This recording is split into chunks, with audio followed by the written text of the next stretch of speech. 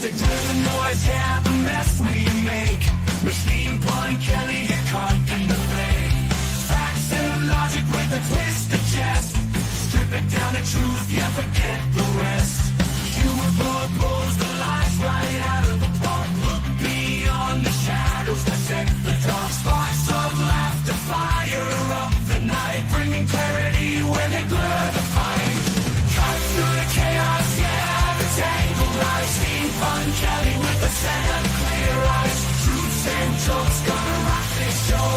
Step into light where the real facts glow.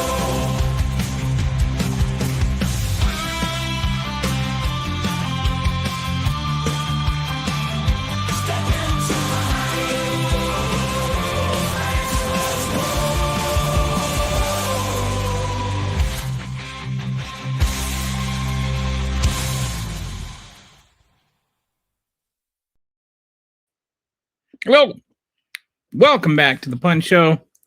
I was on a brief hiatus last week for various reasons, which I don't need to go into, but mostly I was trying to not go insane.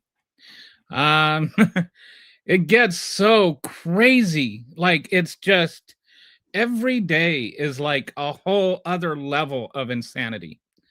And like, today he's sitting there talking about journalists that don't give positive coverage to the Iran war should be charged with treason. Did you hear that one, Kitty? Like, it's just insane where we're at. Hey, we got a early visit from Rainbow Kitty. Got my two of my three favorite kitties. My other kitty's sleeping on my bed right now. But how you doing, Rainbow Kitty? And Resistance Kitty. You're both RK too. I just realized that. It couldn't be more perfect. So anyway, hope everybody's doing well. I've got a couple of things I wanted to talk about. One of the things what I was just talking about is just how insane it is that they're actually, you've got the car sitting there threatening broadcast license of networks that aren't putting a positive enough spin on Trump's illegal war. And Donald Trump acting like that's not going far enough. They should be charged with treason. They have gone so far off that Ron Johnson even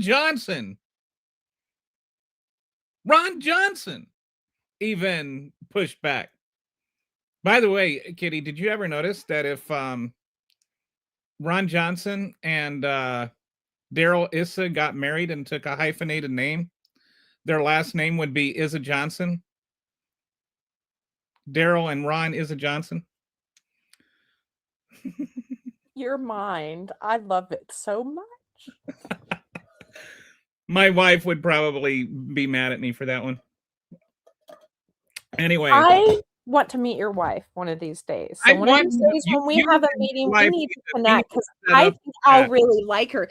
I think she reminds me a little bit of my Jim, my husband, because he's a lot like hers, like manners and all of those things. So I think that they would get along very well. Oh, they probably would. Yep. Now I have to ask, you have terrible ADHD like I do. Actually, I don't have ADHD. I got tested. I am an expert, and I'm telling you, you do. Okay. Well, my wife has been diagnosed with it. My wife was diagnosed with it, and she wanted me to get tested for it, and then I didn't. You know, you totally have it. You tell her that I said I gave you that diagnosis because I'll let her know. It's hilarious, and I love it. I do too, and I own it. I was just curious. Jim is not ADHD. He's neurodivergent, but he lives in a house where all of us have it.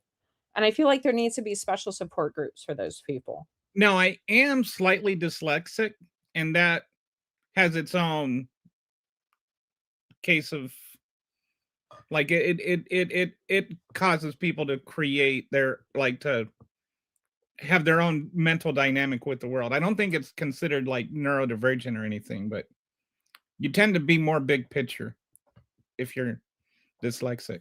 Anyway. So every day is an ordeal. I hate how unsurprising all of these horrible things are. It's just, can you imagine? I mean, like, I get tired of the whole, can you imagine if Biden did this? But like, can you imagine if Biden had threatened Fox Network because of something Fox News said? Can you imagine the meltdown from the right? Degeneracy. Is that for or against degeneracy? I don't. So I don't think I don't recall Carl. Do you recall Carl, Kitty? I don't recall Carl. I don't know if he's pro or anti-Trump. 530 countries have made yawn deals. You know, if you look to the future, you look yonder. Okay. That was a terrible pun. Oh my God. I have ADHD as well. It's fantastic. My child is AD. My ADHD is a pain sometimes. I am exhausted. Same here. I think with this whole thing that Trump is doing, and I'll get into the first slideshow I'm going to do is the wag the dog. All the stuff we're not talking about. It's almost like you need ADHD to keep track of the insanity at this point. Like if you try to focus on one thing, then you like miss all the other stuff. Juan's brother's name is too, but you know, you forgot about their other brother named Trey. Trey, get it? MAGA threw a tantrum because they contacted social media to ask them to remove misinformation, and they weren't even the government. That was like the Biden campaign just told Twitter, hey, by the way, you know, this is not true. Can you take it down? It's not according to your rules of service. And somehow that was the government doing it. But when the government, the actual literal federal government, starts censoring the actual media, then somehow that's not censorship anymore. When the actual government starts threatening real journalists with prosecution and treason because they said something that the president doesn't like, that's okay. Mark my words, the yuan will become the new current world currency when the world is over. When the war is over. When I was going through, I don't know how much of it you were here last Wednesday, the last time I did a show, but I went through the whole petrodollar thing, and this was a concern of mine, is that we're actually pushing people towards yuan. Every time Trump does this craziness, he's just pushing people towards it. Hi all. Hey Brett. He's openly saying all these countries are offering to help at Hormuz, and they are openly saying that never happened publicly to the world. He's terrifyingly delusional and a liar. And that's the other half of what I want to go into, and especially with NATO. This notion that Donald Trump seems to have, that because he unilaterally decided that America was going to war, illegally, unilaterally decided that America was going to war without even consulting Congress, now he wants to act like the rest of the world has to like get on board with him too. Like he gets to decide. He literally thinks he's not just king of America, but he is king of the world. Like he decided we're going to war with Iran, so every nation in the world has to get on board with it. That's his mentality. He is a kook. He's an absolute kook. He was always dumb. Now he's stupid, or now he's deranged too. He is a deranged kook. Absolutely deranged kook. Hi, Brett. Hi. So everybody's doing their greetings. It's everybody. Hey, the gang's all back together. We got Rainbow and Brett and Resistance, kitty. We got banned for saying the COVID vaccine doesn't stop you from getting or spreading it. That never happened, and it's not the government that did it anyway. So I don't really get what your point is. That literally never happened. Nobody got banned for doubting the COVID vaccine. And by the way, the COVID vaccine works. We're not going to go into it. We're not going to have a big stupid debate about an argument you've already lost 150,000 times. So go ahead and just leave or do whatever you want, but we're not going to debate your stupidity here. Had a guy on Twitter today sitting there saying that he got COVID and that just proved that natural immunity works. Like this whole mentality that getting COVID is the best way to keep from getting COVID. And that like, MAGA is like so stupid. Like there's levels of stupid and then there's MAGA.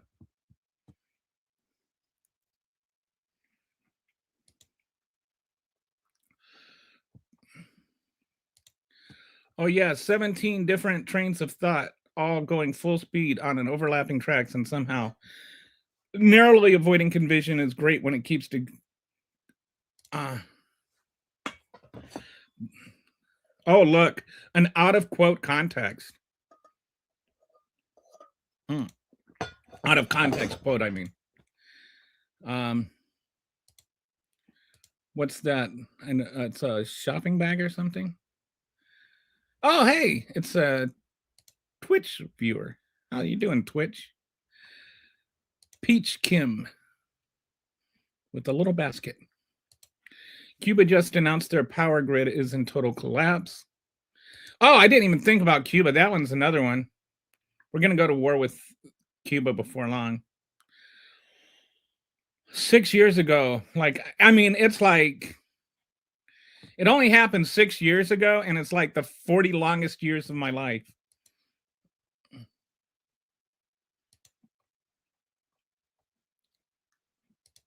The government didn't lie to us about anything.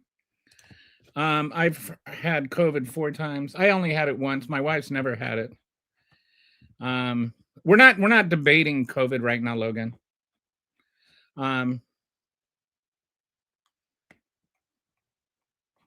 So let me go into the first section, wag the dog. Because I've noted it's almost like it's calculated kind of stupid.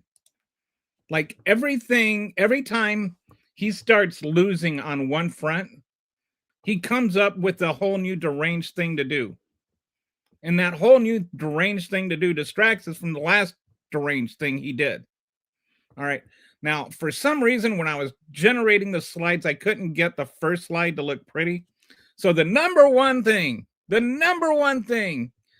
a free shout out to whoever guesses what the first thing is that this is distracting from. I know Kitty's got it. Anybody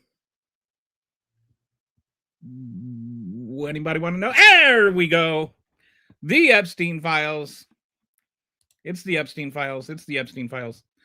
I couldn't get I had trouble getting the slide to work, but it's not so number one would be the Epstein files. But yes, I don't think it is a coincidence that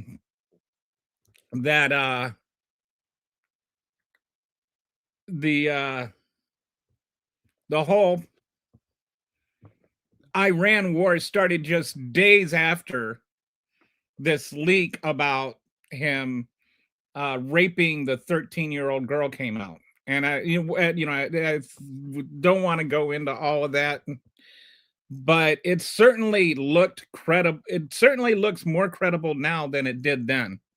But we're not talking about the Epstein files right now because we're talking about the Iran war. And it's not like we shouldn't be talking about the Iran war. This is one of the things that makes this hard. It's the whole idea that we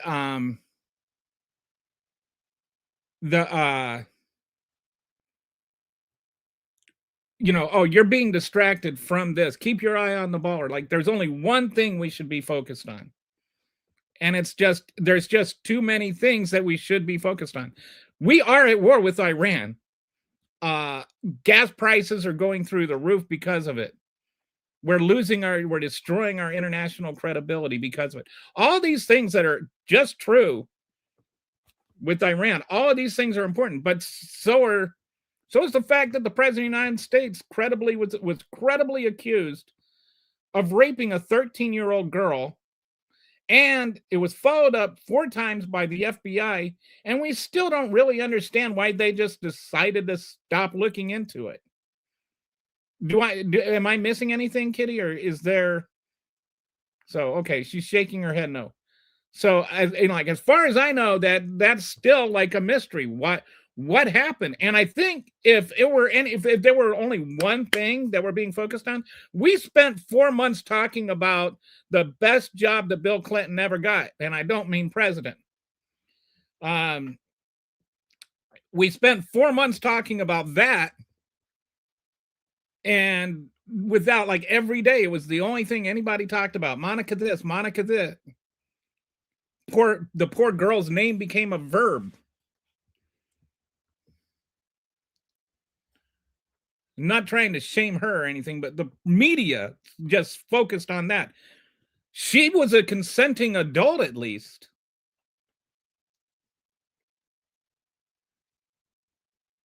So, but we just blow past it because now we're at war with Iran and we need to pay attention to that too. There's only so many things you can focus on at one time. All right, so what's the next thing? The tariff refunds. And which goes along with the, well, okay.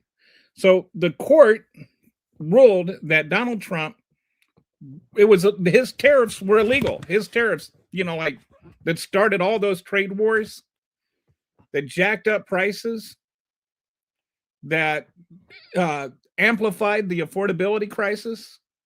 We had like less than a whole news cycle on that. That was unconstitutional. He literally stole. How much money did, this is actually a good thing to look up. How much money did Trump's tariffs generate? $195 billion. He stole $195 billion from American taxpayers. That's another way to look at it. He illegally taxed American taxpayers almost $200 billion.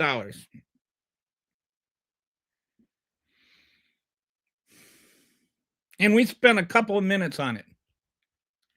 And then he went and he just found a different way to illegally tariff us. He used this obscure law that really doesn't apply. Gives him another 90 days. It's just like he just has to be making life miserable for the middle class or poor. He's not doing his job.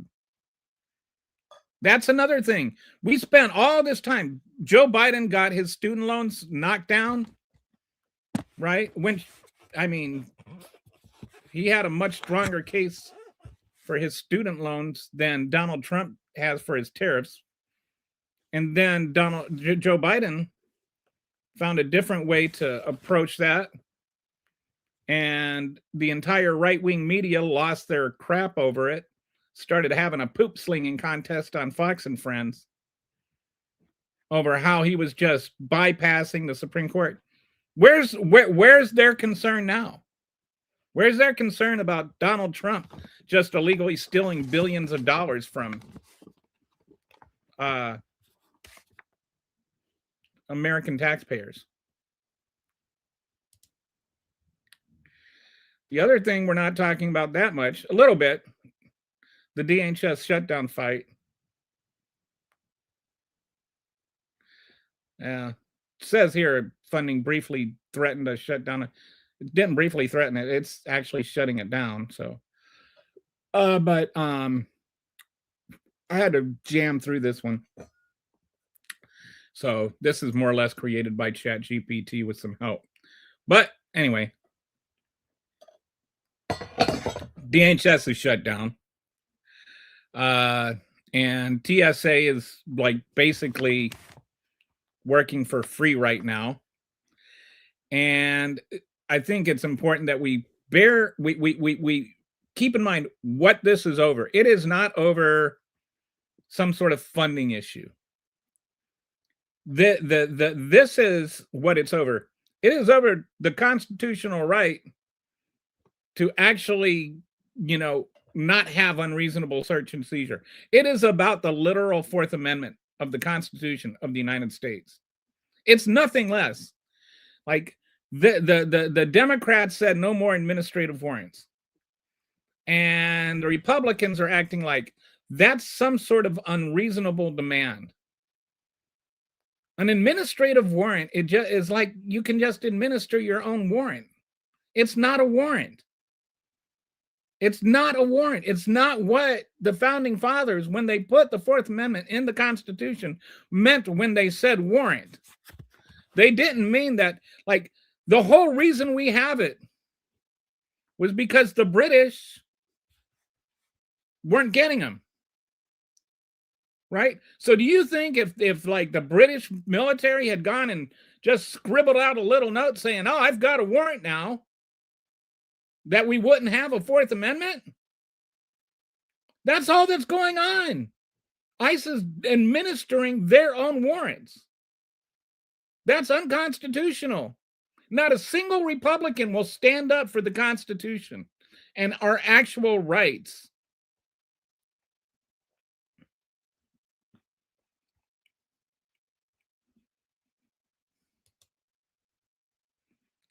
All right, let me take a break here and look at some of these comments. So we got a comment contest. Wag the dog. That's the truth, ain't it, though?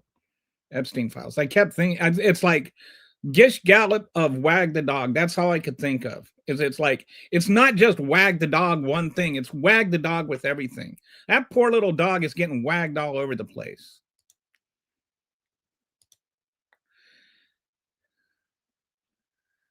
Oh, Rainbow, I think they were joking because he's only gotten COVID 4 times.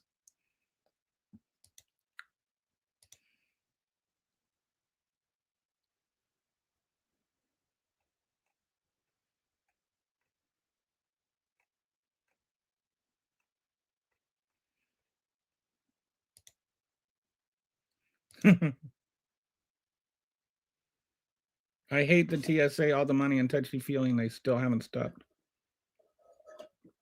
They actually have stopped terrorist attacks. Why do you think we didn't have to take, why we had to take our shoes off all that time?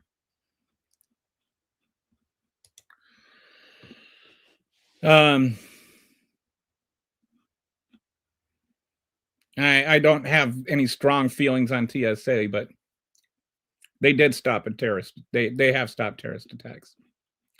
Okay, so then the other thing, the next thing, remember the ACA subsidies and how those expired? Well, they've still expired. We never did anything about that. We just kind of moved on past that. Meanwhile, millions of Americans are starting to lose their insurance, but oh well. Donald Trump is out there doing crazy bits of crazy. So whatever.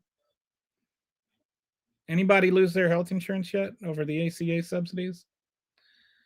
I mean, it's not everybody that's on the ACA is losing their subsidies, but it's sort of like the whole point of the ACA is that there is this pocket of people that are self-employed and they don't get employer administered insurance, and they make too much money to qualify for Medicaid, but they don't make enough money to actually pay for their own health insurance premiums. It's, and when you're talking about $2,000 a month for a plan, that's getting pretty expensive. I mean, that's, if you make $100,000 a year, that's like 30% of your take-home income. That's a lot of money. So then the ACA helps people that make too much money to get Medicaid, but not enough money to just pay for their insurance outright. It helps them to pay for their insurance premiums. And now that group of people is starting to not be able to afford it.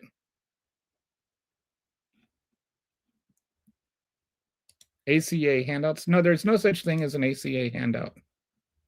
I don't even know what that's supposed to mean. Is that just like rhetoric? Like, really, what it is it's ACA handouts is for people. I think I just explained it pretty clearly. They definitely need to overhaul the healthcare system so that the American taxpayers aren't paying for everybody else's healthcare. What is it that you mean when you say American taxpayers aren't paying for everybody else's healthcare? Do you realize, Gary, that every single family that gets ACA pays taxes? Like, American taxpayers are getting the ACA. You seem to think that this is two separate groups of people. You know, people that have ACA and taxpayers. They're the same group of people. Everyone, like, you literally have to make a certain amount of money and pay a certain amount of taxes in order to qualify for the ACA. If you don't make enough money, you can't get the ACA. If you don't pay enough in taxes, you can't get the ACA. It is literally impossible, unless you're like a kid and your parents are, but it's literally impossible to get ACA benefits without paying taxes.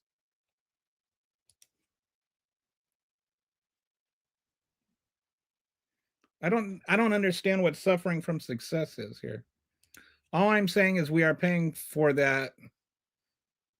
All I'm saying is we are paying for that, the taxpayers, and that there should be a better way than that. Well, why? Why? Okay, first of all, there's still taxpayers, like I was just saying. People that get the ACA are paying taxes. But this is another thing that why is it that we are so appalled at the idea that our taxes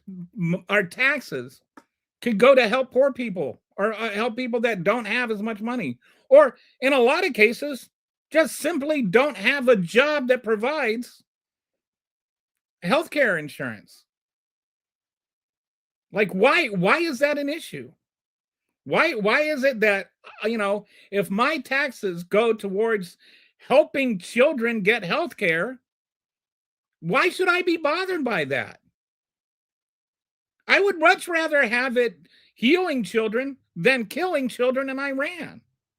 You never hear the same people argue about how we're spending billions of dollars a day murdering Iranian children.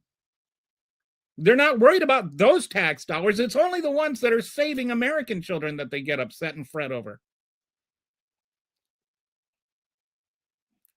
I think that every American taxpayer is paying for it, dude. Do you get what I'm saying? Every taxpayer, everyone that is on ACA is also a taxpayer. I don't think do you follow what I'm saying? I pay taxes. I also get health. I also get ACA benefits. I'm not two people.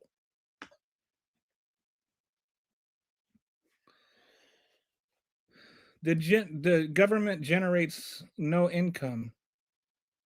So from taxes. But you're acting like the people who pay taxes and the people who benefit from taxes are two different groups of people. They aren't. Of course, taxes pay for things, but it's about how we pay. Like, I am fine with my tax dollars going to help people. We do not spend over $100 billion per year on illegals. And actually, undocumented workers end up paying more money in taxes. They're actually a benefit. They're a surplus. They actually pay more money in taxes. We get more federal revenue from undocumented immigrants than we pay them. That's a fact. It's the subsidies that are killing us. No, they aren't. Where's your facts on that? What are your facts on that, Gary? How are the subsidies killing us? I've got a friend that makes more than I do in retirement, and he's getting ACA for free. That's not true. I think either your friend is lying to you or you don't understand what the situation is, but that's not true. That's just not true. First of all, if your friend is in retirement, then I'm assuming they're old enough that I mean, it's possible that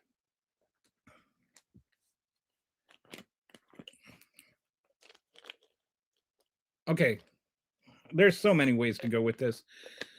In order to get ACA for free, I think you have to be making less than like $20,000 or like $30,000 per year. It's like between $20,000 and $30,000 a year, depending on what state you're in and or something. You can't be making that much money and being on ACA, and you have to be making more than enough. You have to be making too much to qualify for Medicaid. But to just get free ACA, you can't be making over like 30,000 a year or something. So, I mean, you're just wrong on your possible facts here. So I don't know if your friend is lying to you about how much money they make or whatever. There's just too many things you're wrong about there. Because, well, then your friend is committing a crime and you should turn them in. I'm seeing a lot of medical plazas get shut down.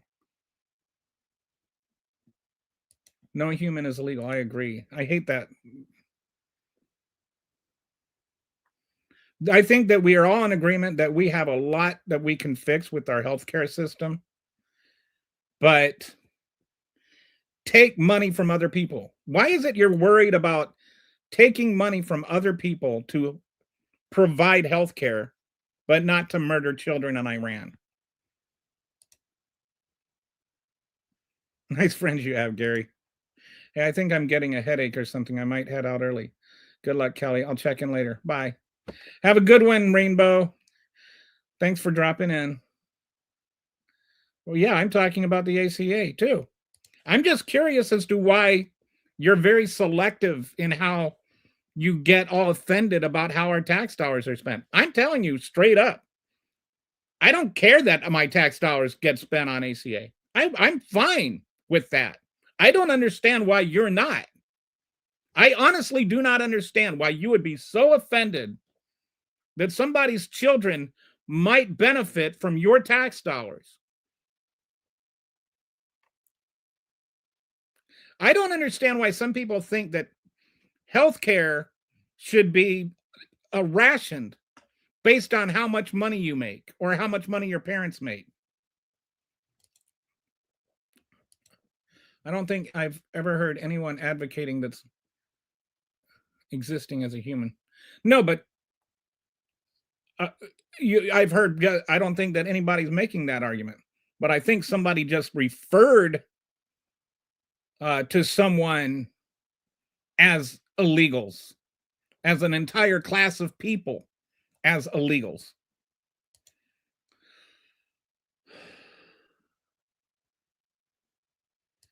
Illegals are as in people who aren't here legally. Then call them undocumented migrants. You can call them illegal aliens. But when you refer to a class of people as illegals, you're referring to their humanity. It's a way of dehumanizing people. So don't sit there and try to have it both ways. Adapt your language to fit what is real. Don't ask everybody else to adapt, your usage, your misusage of the words. Like illegals is a noun. Illegal alien, illegal is an adjective. Use the word illegal as an adjective, not a noun. If an illegal is somebody that's broken a law, then Donald Trump is an illegal.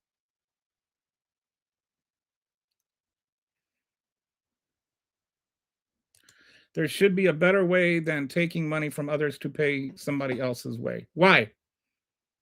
Why should there be a better way? Why? I don't understand the logic. I mean, that's a A strong statement, but what is your moral grounding for saying that?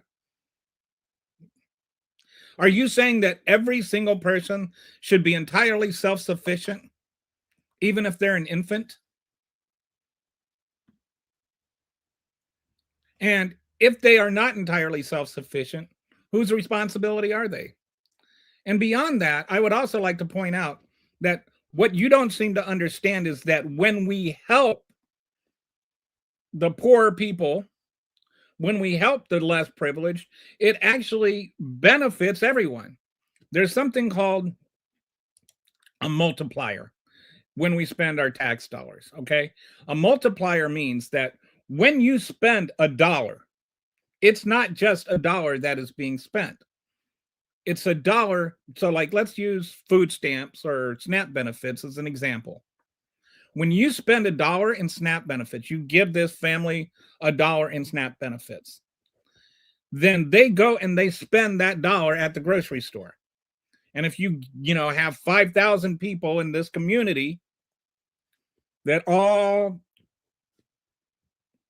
get SNAP benefits and they all go to that same grocery store, then that's 5,000 people getting, $200, $300 a piece to go spend at that grocery store, which that means that now there is what, 10,000, 10,000, what, 5,000 times 200, $100,000 a month that gets spent at that grocery store, right? All of these people that are shopping at that grocery store. That means that money they spent, that's food that the grocery store makes a profit out of. That also means that's people that have to restock those groceries. That's people that work at the register that have to check those people out. That's all that money is creating jobs. And then all those people that got jobs, they spend money. And then the money they spend is also creating jobs. And so there's an upriver effect of every dollar that taxes are spent on. And that's true whether it's poor people or, depending on,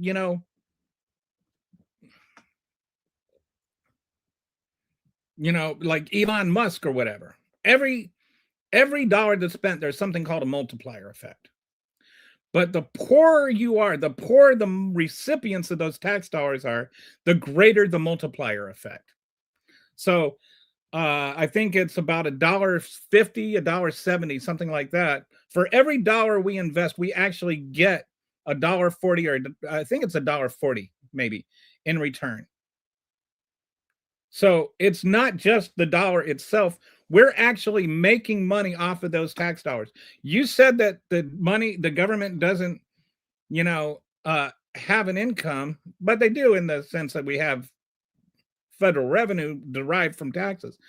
But it actually generates income from other people, which generates revenue and taxes. So you're not really understanding the economics of the situation there, Gary. Actually, you do benefit personally, maybe not directly, but indirectly, you benefit from that because people in your community benefited from it, and that means jobs get created, which means in one way or another you're getting a benefit from it. You can say undocumented migrants is a very accurate way of describing them. I think there's also some misunderstandings that people have of what it means to be here illegally. I think that there's a lot of jargon that gets thrown around, and a lot of it deliberately to mislabel people. Asylum seekers are not here illegally, for instance. Most of the people that Donald Trump calls illegal are not illegal. Most of the people that Donald Trump calls illegal are just asylum seekers or refugees. And the only ones that get any kind of tax benefits are those people.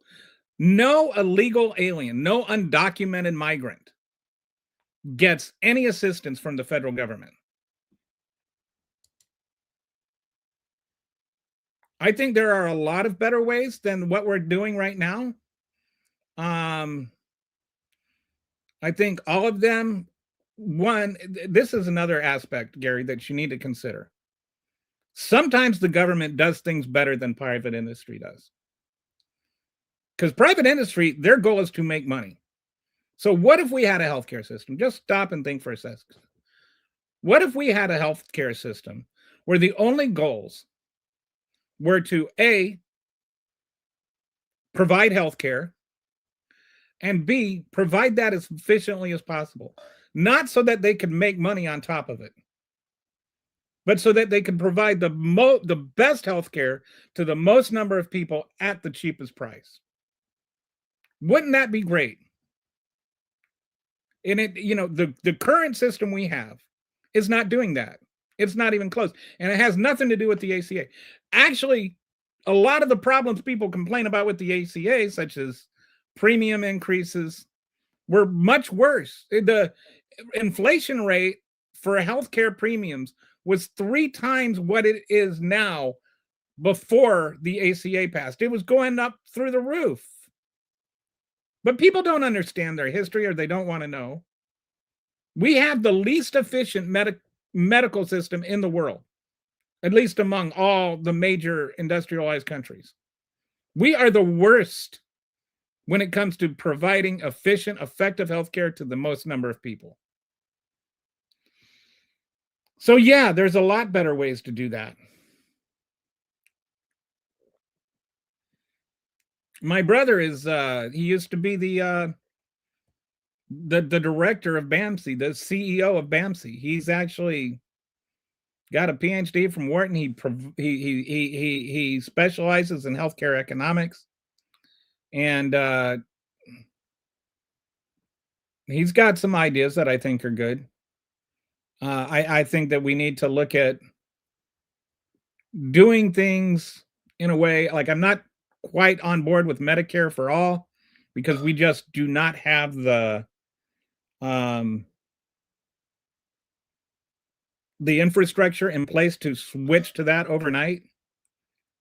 But I think that there's maybe something we could start there, like have a baseline Medicare for all, and then we have like the Part B, Part C, Part D, whatever, like the supplemented Medicare for all, to where you could buy private insurance to supplement public insurance, to where people that needed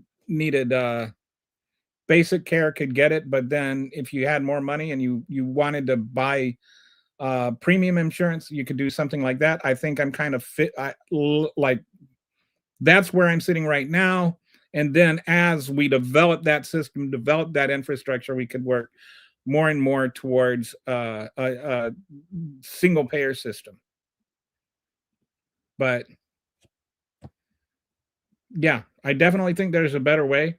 I don't think that the ACA is the best way. And I certainly don't think anybody ever thought it was the best way. But it was always meant to be a stepping stone, Gary. I wonder if he'll answer that question. Well, I did. False toxic positivity for a rage reaction. You can use the term undocumented. No, he's not lying, Kelly. He showed me a paper. It's a loophole. Yeah, whatever. He's only 55. AI just told me we spend $150 billion on people who aren't here legally.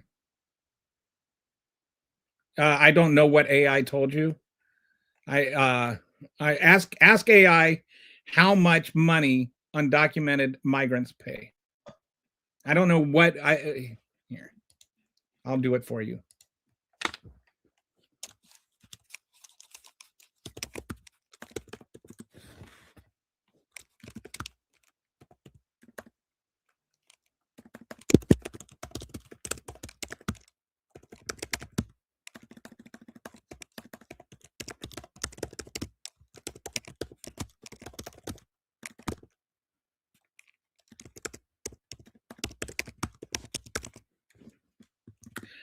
I've been through this topic so many times on this show. I don't want to go down this rabbit hole again.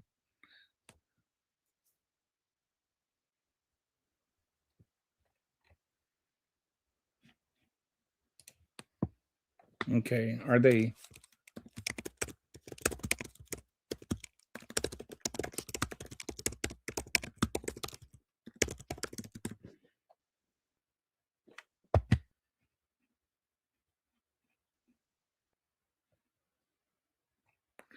Okay, so according to ChatGPT, I'll just read this. That most credible analysis include that undocumented immigrants are a net positive for the federal government's finances, though estimates vary depending on assumption. The federal government receives tens of billions more in taxes than it spends on services for undocumented immigrants. So I don't know what AI told you. I don't see there's like we don't spend 150 billion on people who aren't here legally. We just don't. I don't know what AI told you, or like I can't tell you what I didn't read, but what that whatever was, that is not an accurate statement.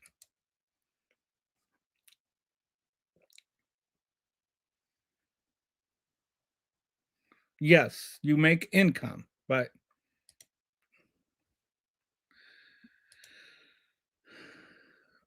it's one of the things where I don't know what I don't know. Right. You're not the only one in the conversation, Gary. Other people are having other discussions. All right, so there'd be like, no, there wouldn't be. Because they also, like, you need to understand, they're also paying taxes. And they're not just paying federal taxes, they're paying sales taxes. They're paying, for their rent. And so they're paying for property taxes. We literally have, like I just read it, there is a net revenue, a positive revenue of tens of billions of dollars because of undocumented immigrants. And that's not even getting into the economic impact.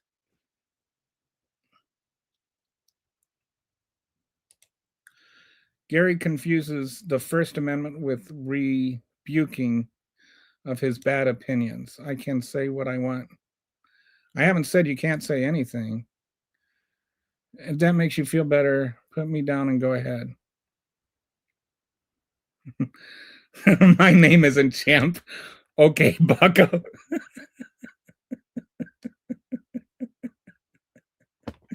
Okay, that was a good one, Prof. I'll give you that. All right.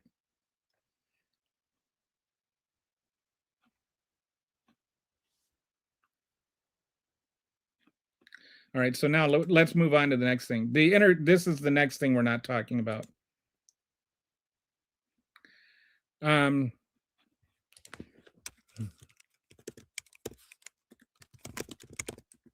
So anyway, we stopped talking about the ACA.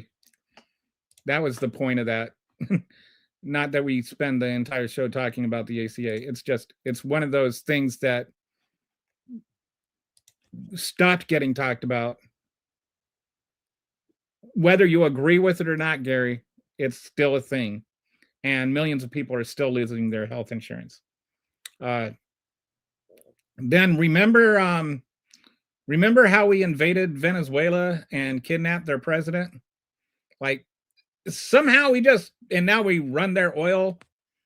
It's like we haven't even nobody talks about Venezuela anymore. It's like we illegally went in, kidnapped the president of a country. I know he's a bad person. I'm not saying he's not a bad person, but we still did that. And these things matter. It doesn't matter that he's a bad person. It doesn't. Because anybody can just say Donald Trump's a bad person. Send their military in, capture him and Melania, and take them off to go face trial in, whatever country. You can't just do that.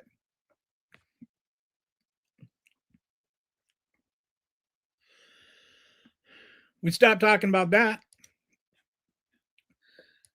Nobody cares about cartels anymore. It was like cartels. The NATO confusion, I'm going to talk about that a bit more, or a lot more, in another slideshow. But the whole way that Donald Trump was already destroying the whole our whole relationship with NATO has now been amplified by what's going on with Iran. But with the trade wars and all this, they don't pay their dues or whatever, all that kind of nonsense. We're talking a little bit about the oil price shock. Strikes and tensions in the Middle East have pushed global oil prices higher, and that is costing ripples through the entire economy. And we talk about the price of oil and the price of gas, and we contain it to that. But those are not the only things that are going to be impacted by it. So many things are dependent on the price of oil. And then that's going to have secondary and tertiary impacts. Like this is, I've seen some economists say that this could have a greater impact on inflation than the COVID crisis because of the supply chains. So you get some things that are, basically anything that's made with plastic is dependent on oil. Basically anything that's manufactured that has plastic in it is dependent on oil. Either they have to get the plastic and they make it, or they import the plastic, or they use the plastic. All of this stuff is getting jammed up by the oil prices. So all these things are going to cause prices of all kinds of things to go up. Your little whatchamacallit, the price on the whatchamacallits is going to go up. You might not think of it, and it's not just because the plastic in the whatchamacallit, it's the transportation of the whatchamacallit. Every single thing that you're buying ends up that's like an actual product, a tangible product, has to be moved, right? It has to be delivered to you or shipped from one factory to a store. All of that adds price to the eventual product that you buy.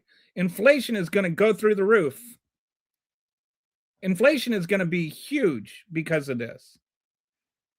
And it was the main driver of inflation between the COVID crisis and the Ukraine war and the disruption of the oil prices. Then that was the main causes of inflation in 2022.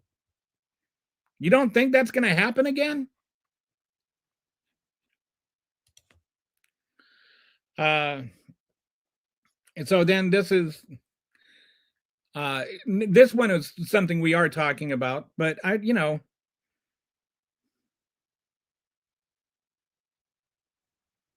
large portion of the world's oil passes through the Strait of, sorry about the typo there. Military tensions threaten global shipping routes. So Donald Trump insists that they knew that this was going to happen, and the administration is all very, very apoplectic that anybody in the media would suggest they didn't know that this was going to happen. Meanwhile, they just completely ignore the fact that it's happening. What are you doing about it? If you knew what was going to happen, why didn't you plan to stop it? Like, that seems to be a pretty obvious question. That's like if your defense lets Pat Mahomes tear you apart for 500 yards and 5 touchdowns, and you say, yeah, we knew Pat Mahomes was going to be a problem, and then you didn't do a single play to stop Pat Mahomes.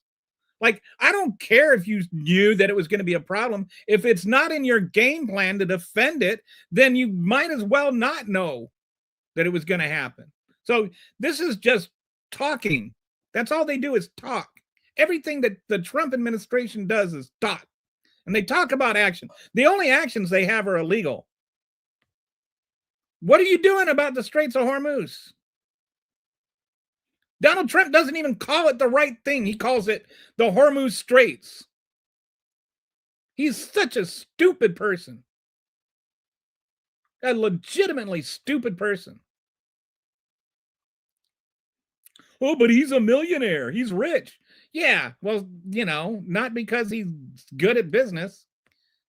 And then lastly, the cartel narrative. Remember when the cartels Like they were like literally coming here to commit mass murder 2 months ago. Well, in December anyway. And everything was cartel this, cartel that. Now, can't even hear them say the word cartel. I think maybe somebody said the word cartel one time last week. But nobody cares about the cartels anymore. Used to be, oh, that was all that mattered. Cartels, cartels, cartels. So anyway, this is my point. That they wag the dog with just one narrative after another, one bogus thing after another. And then ignoring the real things because they've got the bogus things. And then they don't care about the one bogus thing after they, finish with one bogus thing. What happened in the trial with Maduro? Remember how that was going to be a big deal? Still don't even know what he's been charged with. Apparently his wife did something illegal like 20 years ago. And he's an accessory.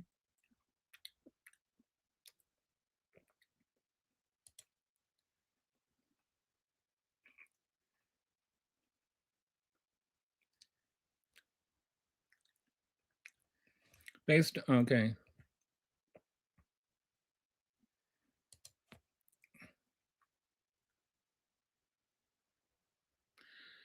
Logan, I'd really advise you look into what's going on with the USPS. The Republican Congress about 20 years ago put this extremely ridiculous pension fund on the USPS, deliberately sabotaged it to make it unprofitable.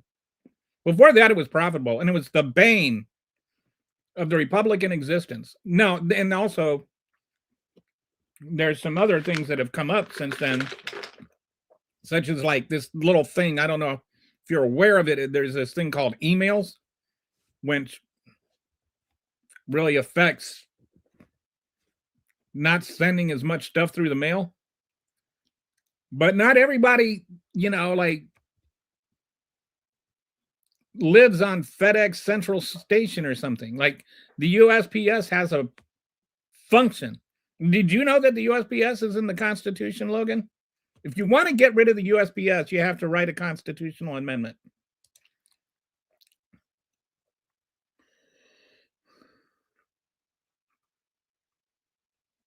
NASA is not in the Constitution. In my state, criminal aliens can get... No, they can't. They can't do that in your state. And I think there's some misunderstandings you probably have. But criminal aliens, I love the way, criminal aliens. Yeah, George, criminal aliens. You're upset about criminal aliens, but not criminal presidents. Criminal. It's like all these criminal. They got to throw the word criminal in. But they're not racist. And it's bullshit. They don't get $500 a month for rent. Probably what happens, my guess is, I don't know what you're spewing about, but probably what happens is undocumented migrants have people in their household that qualify for certain things. Like they're, and then they live in households that get that. But most people do not get $500 a month from the government for rent. And then you're talking about the state government, right? Not the federal government. Well, that's up to your state. Has nothing to do with the ACA or the federal government.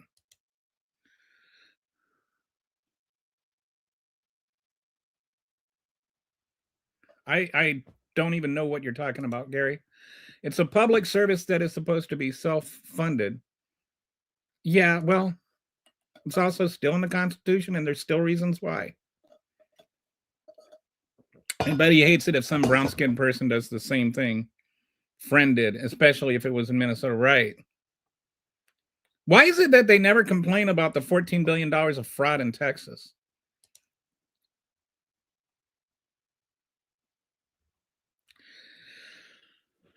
Still in the Constitution, Logan. If you want to change it, change the Constitution. We talk about it a lot in Europe. Still the same regime in Venezuela, and nothing changed for the people. Oh, but we have their oil now. U.S. has their oil.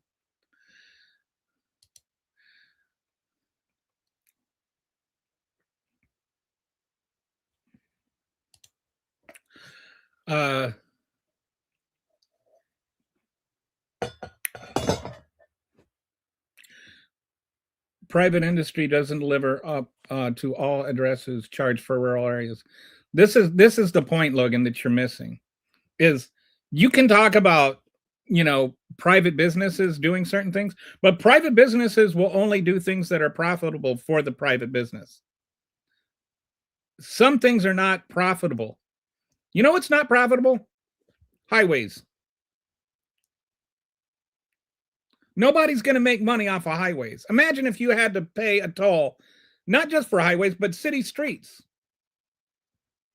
What if you had to pay the fire department to come over to your house and put your house out? The whole point of the federal government, not the whole point, but a big part of it, is it allows it helps things that aren't profitable for the business but are positive for the people. I mean, again, the USPS is in the Constitution. Did you know it's in the Constitution? Oh, we got criminal press. I'm sorry. Yeah, we've already explained why they're horribly in debt. It's because of this stupid pension thing. Look it up.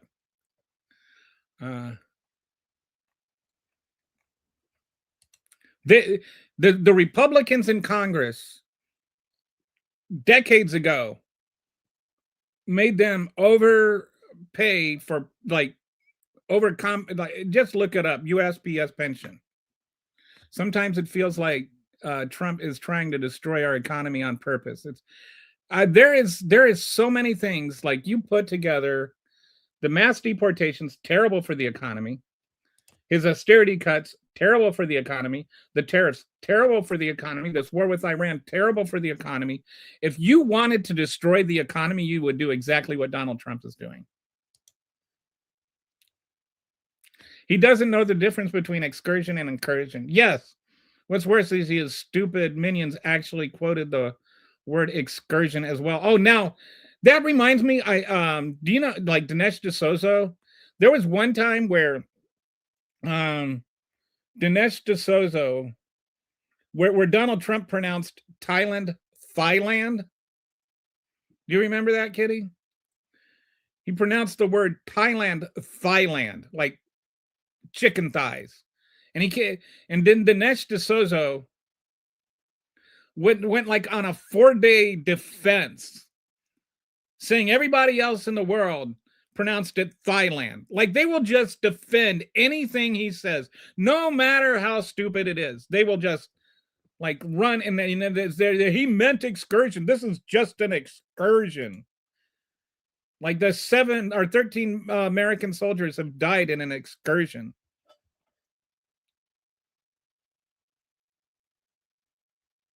Why would Trump do anything? Yes, that's exactly right. He got exactly what he wanted, a power play against China, and he even enriched himself while doing it.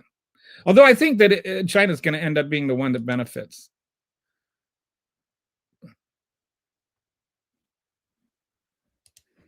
Oh, so Logan's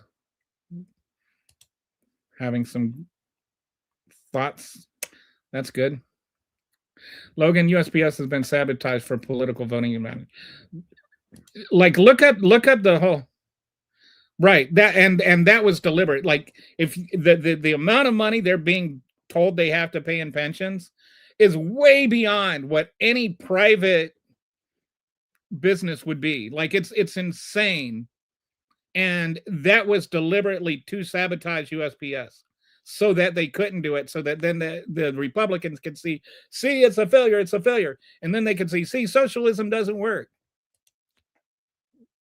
Because for like years, it was always, like USPS was proof that socialism could work. And they hated, that was the bane of the Republican existence. And so then they sabotaged it so that it wouldn't work. And then they said, see, it doesn't work. Looks like we have about $15 billion in debt.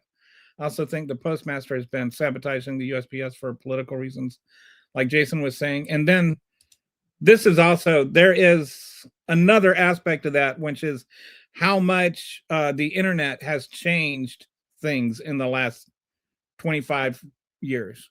Like that is a real thing.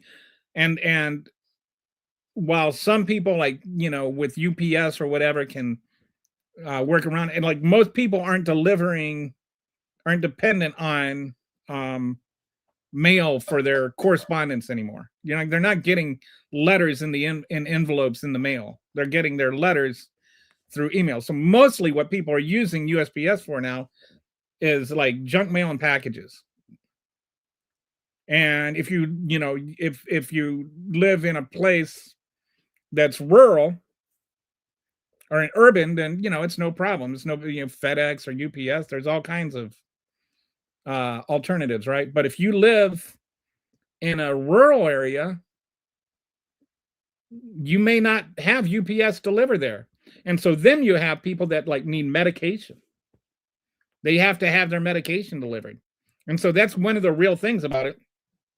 One of the real concerns is people wouldn't be able to get their blood pressure medicine or their diabetes medicine, or they'd have to drive 100 miles to get it, 50 miles each way.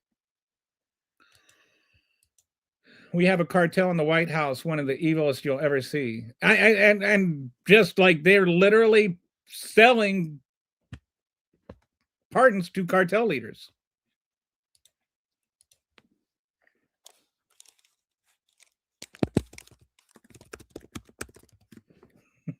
All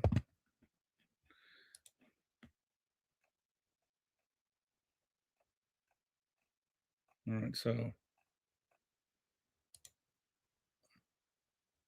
it was invented by Benjamin Franklin. Yeah. And I mean, for like, that was like for like 200 years, it was the pride of America, come rain nor hail nor sleet nor snow. Something I can't remember. But that was like the postal service was, they were badasses. Don't forget when Trump went on his little tirade or his little tryst about removing mailboxes from street corners. I hadn't heard that one. He's such a bonehead. Bring back Bill. He will solve the financial problems of the U.S. He left it $200 billion surplus. 34-time felon president. Also, the whole corruption with the defense company that was in the charge of replacing all the USPS trucks.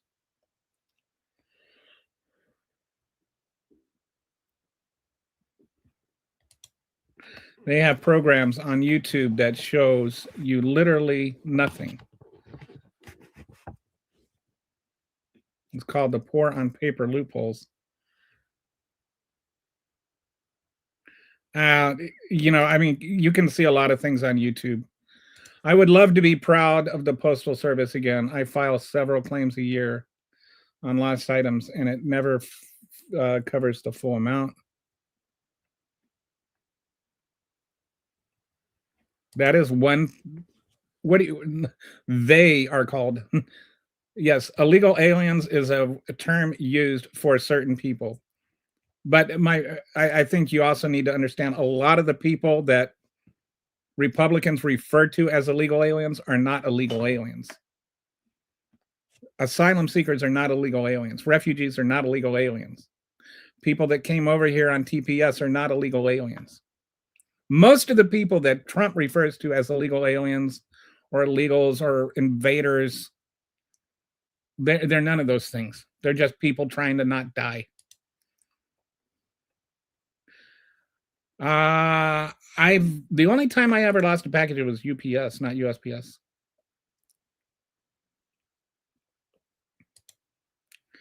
I had a package delivery yesterday and Sunday, but it wasn't the regular, so they didn't have my door code.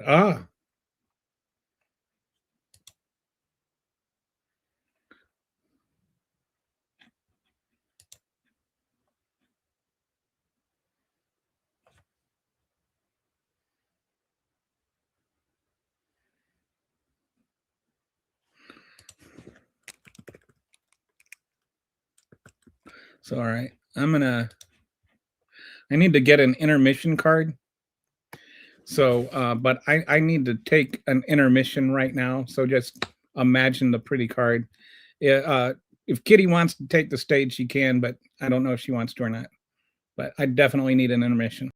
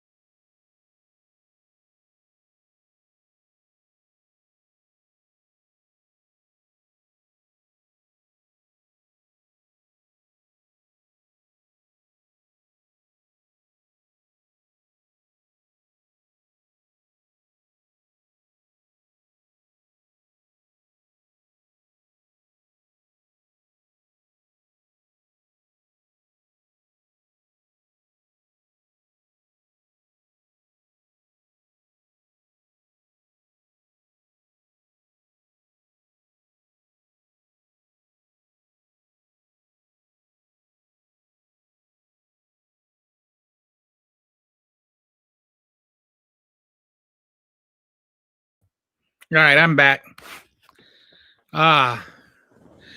Man, UK. And it's like so many things are so much better in Europe, and we're too stupid to acknowledge it. Or at least Republicans are. I lived in England for 3 years, but I was kind of in elementary school then. Lived in Italy as an adult.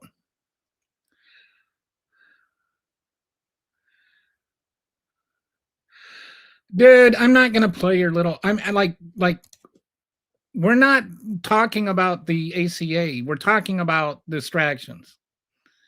We've moved on, and that you can see all kinds of things on YouTube, but everybody on the ACA is not retired.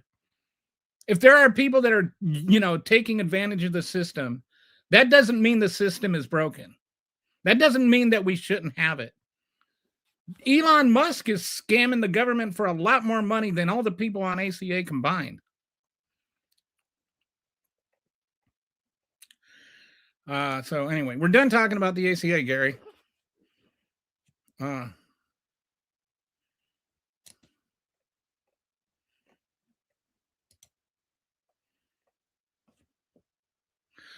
Our postal service is twice as old as the U.S. The government privatized it now. The private postal is the worst service ever.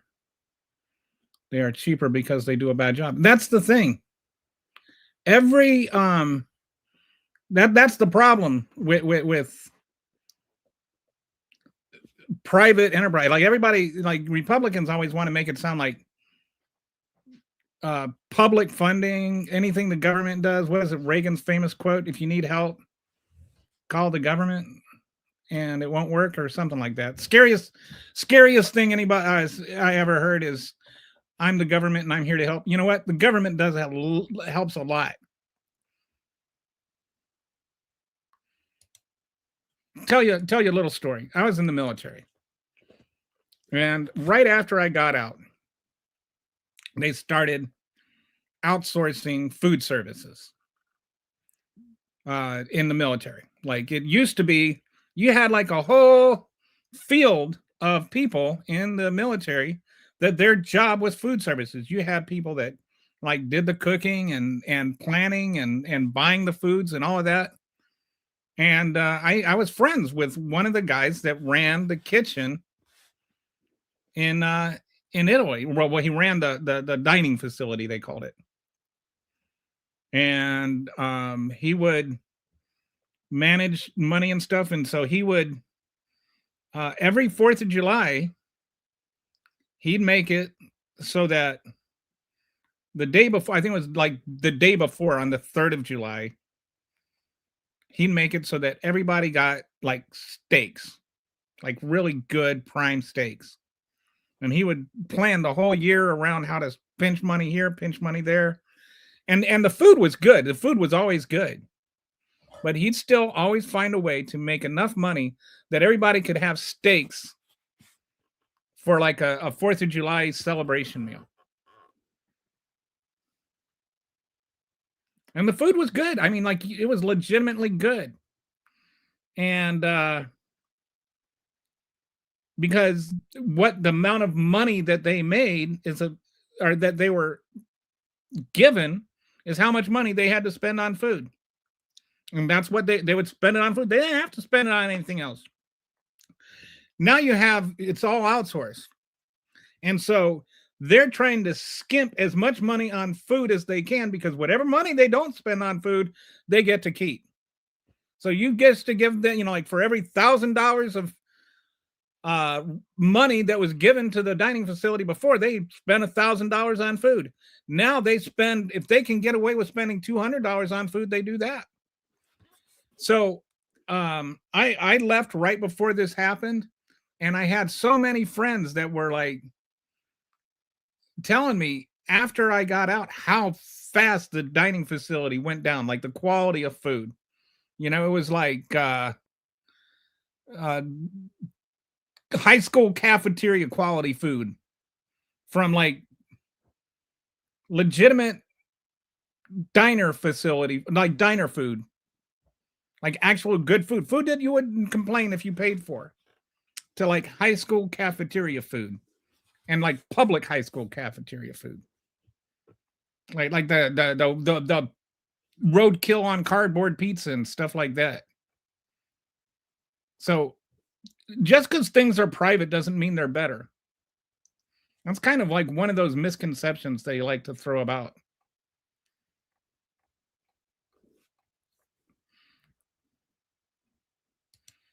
You can still find the lost concrete across the country. Concrete arrows. I don't know what that is. I believe also the on will be the new standard. Yep. Never heard of those, Logan. I don't know what the arrows thing he's talking about is. China has benefited from, yeah. I think it was maybe Brett or Kitty brought this up. China and Canada have signed a huge trade deal since Donald Trump's little trade war started. I do not think that oil should be priced in Bitcoin. If I'm not mistaken, commercial flight of postage took place long before it was used to transport people. I think that's accurate. I do know that most pilots, most airline pilots, at least with my brother, my brother-in-law rather, he's a pilot, and he got his, you get your various licenses and stuff, but you have to fly so many hours before you can become a passenger pilot. And the way that they log those hours is through flying cargo planes. Do I believe in socialism? I never liked the word believe in, because it's like, yes, socialism exists. Do I agree with socialism? I agree that everything in its measure. I believe that some socialism is good. For instance, I do not believe we should have a privately owned military. I wouldn't want a privately owned military for obvious reasons. I think that some socialism is good. I also believe in some measure of capitalism. I believe that the best thing is a balance between the two. Generally speaking, I think that, especially in areas where the public benefits from government services, I tend to lean more towards socialism. So, like, it's not just the starving children that benefit from SNAP. It's the entire communities around them. It's the children themselves benefit from it. And that means that future generations could benefit from it. Let's say you have a guy that's Einstein level IQ that could he could go and invent something that changes the world. But he's, in Harlem or, some poor rural town in Texas. But he's brilliant. Maybe it's a she. Maybe it's the son of an undocumented immigrant. But they're brilliant. They're an engineer, and they've got in their brain the capacity to change the world. But in that brain, they don't have any food. And so they go to work, and they go to school, and they're just starving. They're just starving. And so they can't think. And so they never make the most out of what they can be. And the world never benefits from what could have been. So I think that we also have to look at it from that perspective. The number one asset any nation has is its humanity and its human asset. It's the people. And I feel like we need to develop those assets and protect those assets, just like we would protect our oil. And we would protect, our farmland. We need to also protect the human potential in every single child. And that means feeding them. That means making sure that they're able to think when they go to school and that they can learn. And I think that also means that every single child should be able to grow and reach whatever limits their ambition and their capacity will allow. So if there's a poor kid that has the potential to be a PhD, I think we should help them become a PhD. If they want to become an electrician, they should become an electrician. I think that we should develop every human being, every child in America, every citizen should have the potential to have the ability to reach their potential. That's what I think. And so if that makes me a socialist, I'm a socialist.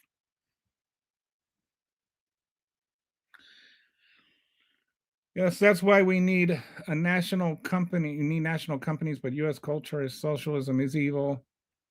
It's evil, the Antichrist. It's so stupid how the U.S. public and press see it. We do not have a very honest perspective on things. And, I've talked about this a lot on this show, that I don't think we actually talk about issues.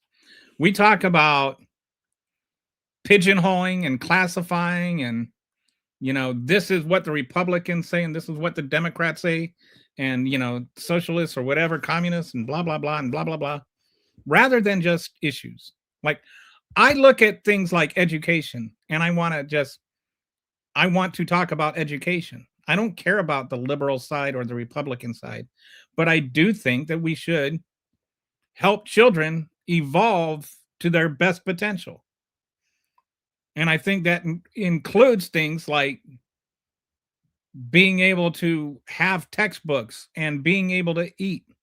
But I also think it requires going on to into secondary education. And now you have people that like have to basically mortgage any chance of ever owning a home in order to just pay for their college. So we need to, look at things like that. I don't know if Kelly does, but I do. I mean, I definitely believe in socialism. It exists, and I agree with it to an extent. Believe in socialism. Socialism is a name for a political system. Yes, thank you, Dennis. This is what I'm saying. It's like, do you believe in capitalism? Of course I believe in capitalism. It exists. But I also believe in socialism because socialism exists. The one thing that really doesn't exist is communism. I have not seen any country that really actually is communist. Hey, get back here. You're not allowed to take a break. Well, tell that to my bladder. Kelly stopped talking to me because I disagreed with him on one thing. Okay, I did. I stopped talking about that one thing. That's all. There's something wrong with you. There's also other people in the chat. Cake break. So hey, I want to talk about this. This is a total. You guys know how I've been talking about. I'm writing a book on like my whole health food thing and my whole discovery of eating healthy. And so I'll tell you a little story. This is kind of the basis of my whole book. There was one time I was walking home. I went to the corner store and I bought a bag of Twinkies. And I was walking home and I bumped into a friend of mine and she's like, Kelly, what do you got there? And I'm like, Twinkies. And she says, Kelly, Twinkies aren't food. I said, I know. And she says, you shouldn't eat things that aren't food. And I said, that sounds right. And then I ate the Twinkies. But anyway, the whole premise of I call it the food diet, and my whole premise is just eat things that are food. But I take care of your probiotics and your prebiotics and your and your gut health, and then your gut will digest your food. And anyway, without going into a big long thing and telling you the whole book. But my maxim is eat food. Like that's the whole point of the food diet, is to eat things that are actually food. And so I want to so I've been like looking at and looking at ways to eat my favorite foods where they're actually healthy. Like this weekend I made one of my favorite comfort meals, which was cream of chicken soup and a tuna fish sandwich. That was what my mom used to make when I was sick. And so I made homemade bread. I made this tuna fish salad sandwich. The tuna was so good. I made a vegetable mash, a fermented vegetable mash. And it just like it was, my wife tasted it and she was just like, that's the best tuna salad I've ever had. And so anyway, and I made cream of chicken soup with, einkorn flour that I milled myself and everything. Anyway, and some chicken bone broth. It was really good. But so I was thinking, the thing I'm going to make, believe it or not, I'm going to make a healthy Twinkie. That's going to be my opus. I'm going to make a healthy Twinkie. That's why I saw Cake Break. And I've been thinking about healthy Twinkies. I'm going to make a healthy Twinkie. No, socialism is economic system. Socialism is an economic system. That's right. That is a common misperception. It's not a political system. It's an economic system. He called me dumb and stupid a bunch. I don't know. I don't think I called anybody dumb or stupid here. You cannot disagree or have a different point of view here, or you'll get your ass jumped. Okay. Well, Logan, I feel like you guys just go have a little group hug. There's a difference between ignoring and trying to answer the spoiled brat flood of demanding answers that you provided. You're a man, baby. Yeah, I mean, it's like, because I don't defer to, there's a YouTube video, that means that we shouldn't have ACA. Like,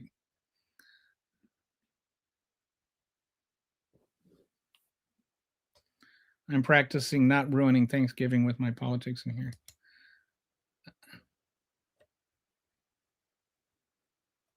I don't know what this is all about.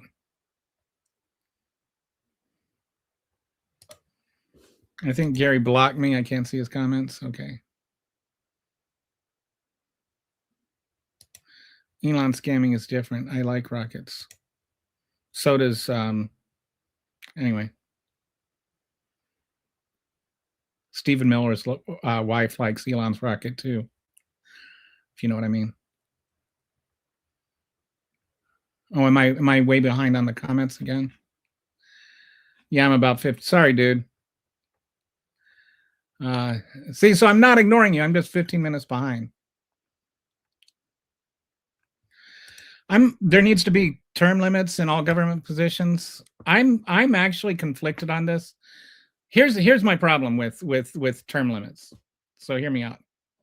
What if somebody's actually good at it and they're not? Like, I understand that people being entrenched in the same position for all those years can sort of usurp the system.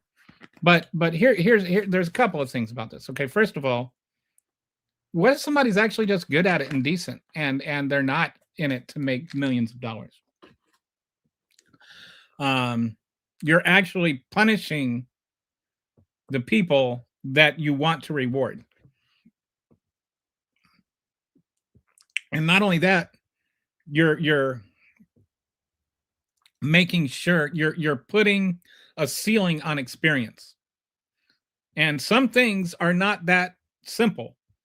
Some things are nuanced and complicated, and we actually need to know. We need people that know what they're doing and know what they're talking about. And I'm not saying that currently that's the situation in Congress where the people chairing the committees actually do know what they're talking about. But, you know, like, they should be. Like, that should be a thing that we're aiming for. And if you have term limits, you're limiting how much experience somebody can have. And so that's limiting how much good government can do. That's one thing.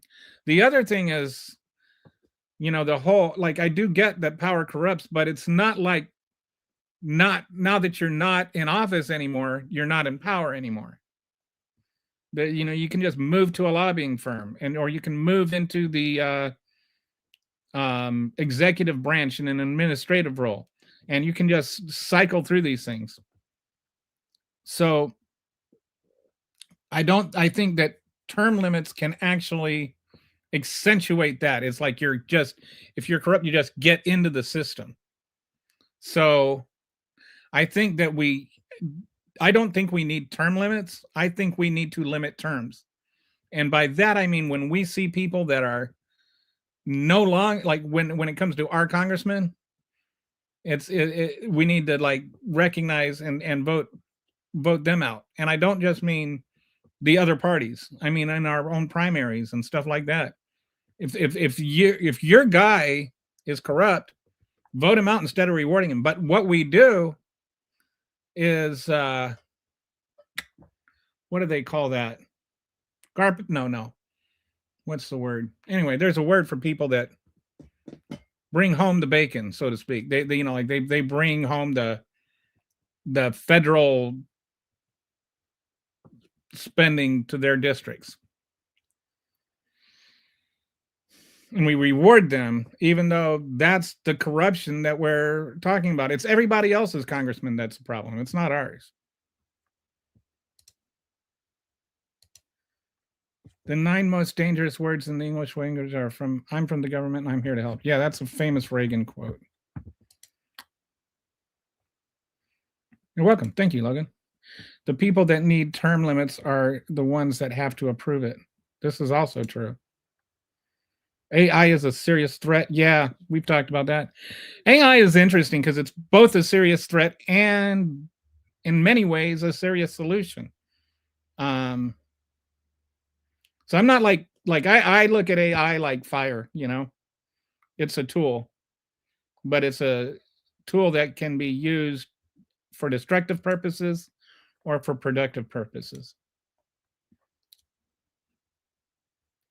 Because people are so stupid and scared of the government. While the government controls my life, I will be a puppet at the government. And those are the ones right now that are defending, like the people that are always telling you about how the government's going to be the big man, boogeyman, and big brother and all that. They're the ones defending the guy that right now is saying that if you report meanies about him, then he's going to try you for treason. And I don't want to pay for taxes. I will pay my own way in life, and the government will just screw me over. Harry, do I remember right? You're in Europe, or do I remember that wrong? How does rent equate to a house payment? It doesn't. I don't know. I think I must be missing something in a conversation here. I will say this. I know that there's been all this stuff about, the price of rent is going down. Price of rent started going down like in 2023, 2022. It actually has more to do with Biden's policy than Trump's. And it's actually now it's starting to level out. The reason that the rent prices are going down mainly is that there was an uptick in apartments, new apartments being built after COVID. And so then people were moving into those apartments. It's actually, I like this question because it's sort of the opposite. Like this is people can't buy houses, so they're moving into apartments, and they're building apartments so that people can move into them. But when you rent an apartment, you're not getting equity out of that. When you buy a house, you're getting equity into your mortgage payments. So you can spend, in 10 years, you can, or get nothing. You can live in an apartment for 10 years and have nothing to show for it. You can live in a house for 10 years, and if you had a 15-year mortgage, you're only 5 years away from owning your house outright.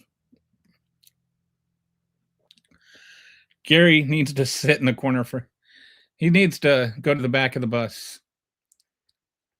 The few taxes I am willing to pay, I want to see it used effectively. Okay, but when you say as intended, how do we determine how it's intended? Doesn't Congress determine that?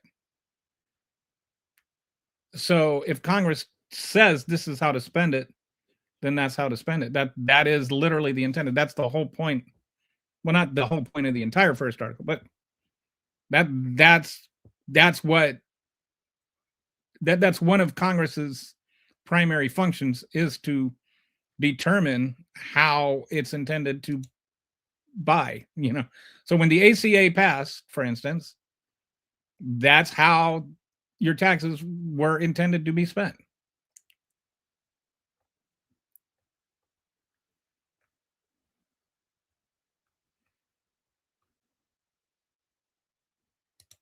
Like some old lady needs a ride to the. I don't know what you're talking about. Some old lady needs a ride to the hospital taxes. Are you talking about like if somebody's like having a heart attack and needs an ambulance? Our government has failed to invest into its future. They only care about themselves because they'll be gone soon. And then if you die before collecting Social Security, where does money go? Well, that's same place any pension would go. Any pension would go.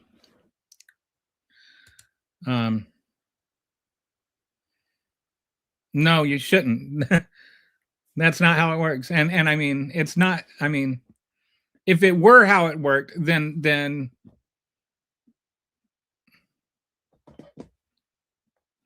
anyway. Democratic socialism. Yes, the democratic socialism is a form of socialism that's both that's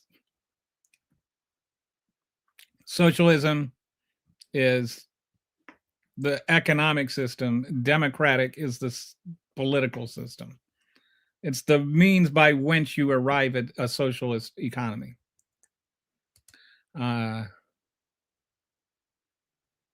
The money you pay into Social Security isn't there, sitting there for you to get later.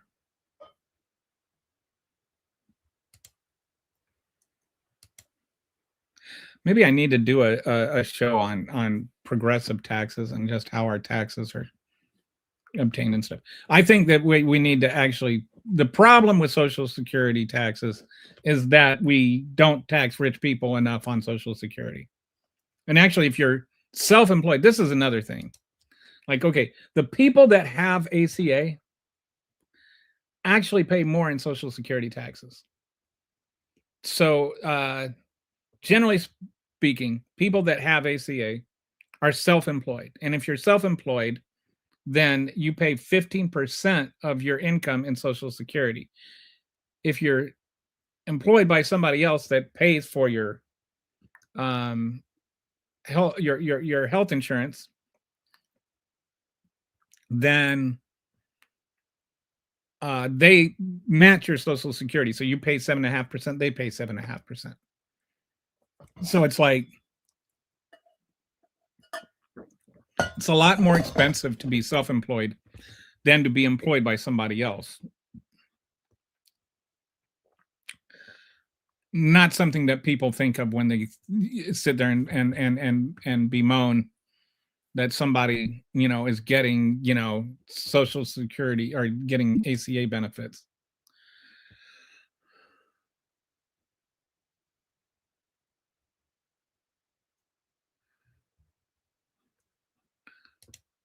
Yeah, it's not just about that, Logan. That's the sort of the social contract, right? Like that we have with our government is that the Congress decides how our money is spent. Your state government decides how your state government is spent. You don't get a line item veto on your taxes. If I had a line item veto on my taxes, I wouldn't be funding the war for Iran. I wouldn't have funded kidnapping Noriega. Like I wouldn't be funding prosecuting Jerome Powell. You don't get a line item veto on your taxes. I don't have a problem with my taxes going towards the ACA benefits. My only line item veto I have on taxes is my vote. And if I don't get what I want when I voted for, I still have to live in that system. And I can do things like advocate for my policies by doing things like starting a podcast and talking to people as reasonably as I can and hoping to persuade some people. That's the way democracies work. So when you talk about taxes and how they're spent, Congress determines it, and we determine by our voting who is in Congress. These politicians go with an 135 some of them do, some of them don't. I think there's a lot of most people in Congress are not getting their, like poor. I mean, if you think about it, even to run for Congress, it's not just that it costs money, but you have, like, if you're working for a living, you don't have the time to run for Congress. So most of the people, I think, what percentage? It used to be higher, but here, what percent of Congress was millionaires? So, like, people will, about 50% of Congress has a net worth over $1 million right now.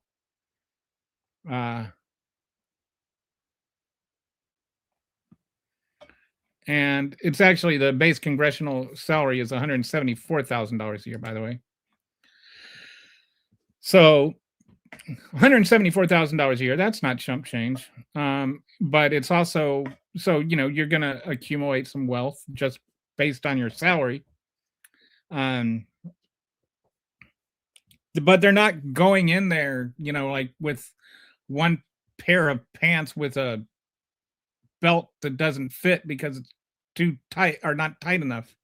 Like people generally, when they're elected, they're already worth money.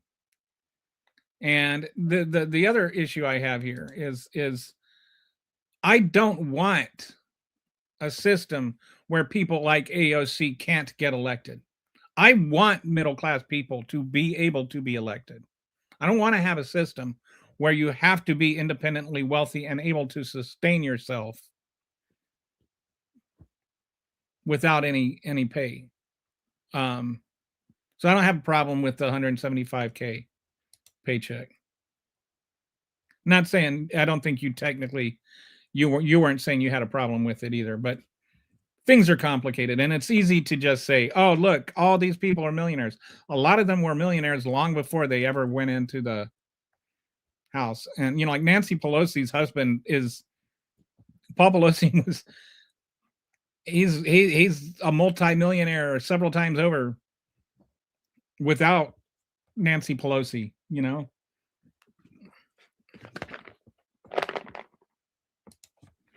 But yeah, I do agree that we need to be a little more tight on insider trading laws for Congress.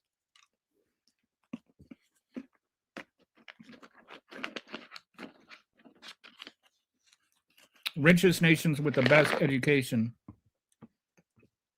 have democratic socialism, which is why they're happy, live longer. Yeah. Generally speaking, virtually every standard of living metric, societies with democratic socialism do better.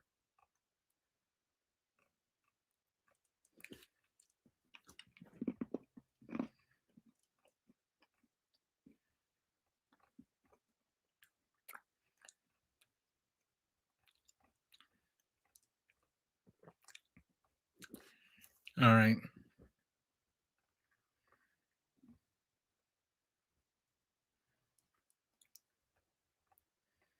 Sorry, I lost my place. Oh, there we are. You should be allowed to put it in your world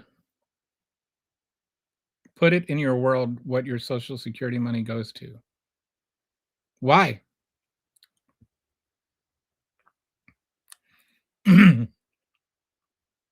Oh, you're asking a question. Yeah, that's what George W. Bush wanted to do. This is a Republican thing. They want to be able to let people, like they call it privatized Social Security, or give you a percentage of your Social Security so that you can put it in the stock market and make more money off of it. Who makes more money off of it is the people that own the stocks already. It's like 91% of stock is owned by 10% of the people. You know who's going to get rich if all of a sudden we were to let people invest their own Social Security? The people that own that 91%, they just get richer.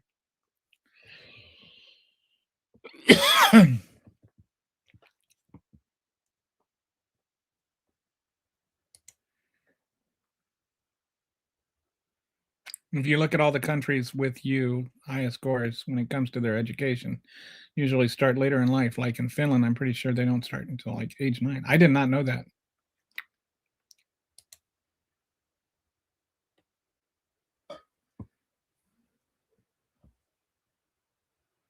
When you pay Social Security, you're paying the people who are currently collecting it. It's not an investment of saving. Yeah. Back in the 80s, it used to be that the Social Security was off the budget. It meant that, the Social Security was set aside and it collected its interest through, the bonds and stuff, and then it kind of paid for itself. then Reagan was jacking the deficit up so fast, they took it off the budget, meaning that the money that we pay in Social Security could now be used to pay for the bills. And at the time, everybody's like, once those baby boomers retire, it's going to mean that we're going to have to slash benefits. Well, now the baby boomers are retiring and we have to slash benefits. And it's like, it's every other generation that has to suffer so that the boomers and the greatest generation could like not suffer. And then they would always say, well, what about our children and grandchildren? Now they want to say, what about our children and grandchildren? Yeah, well, your children and grandchildren are already paying for what you screwed up. Did you just type that you're banned? How can you post that you're banned and not realize you're not banned? I'm pretty sure if you're still in here, you know you're not banned. Well, the current administration is working on that Talix. What's a Talix? Oof, I'm back. The headache isn't doing much better, but I gave up on trying to test LOL. You know what you can do is just take a hammer and bang your thumb as hard as you can, and then your thumb will hurt so bad you won't think about your headache. Put Gary in the corner. Nobody puts Gary in the corner. I hope that worked. I didn't know if that one landed. Patty had to go somewhere, so or Patsy had to go somewhere, so I don't get her facial reaction to know if my jokes landed or not. Death asks Life, why do people love you but hate me? Then Life answered, because I am a beautiful lie, and you are an undeniable truth. Oh, Talix. That's what Talix is. He was talking to somebody named Talix. Sorry. Lost concrete arrows. It's a cool history of airmail flying at night in 1920 was super dangerous. So there was a network of beacons and concrete navigation ads. That's kind of cool.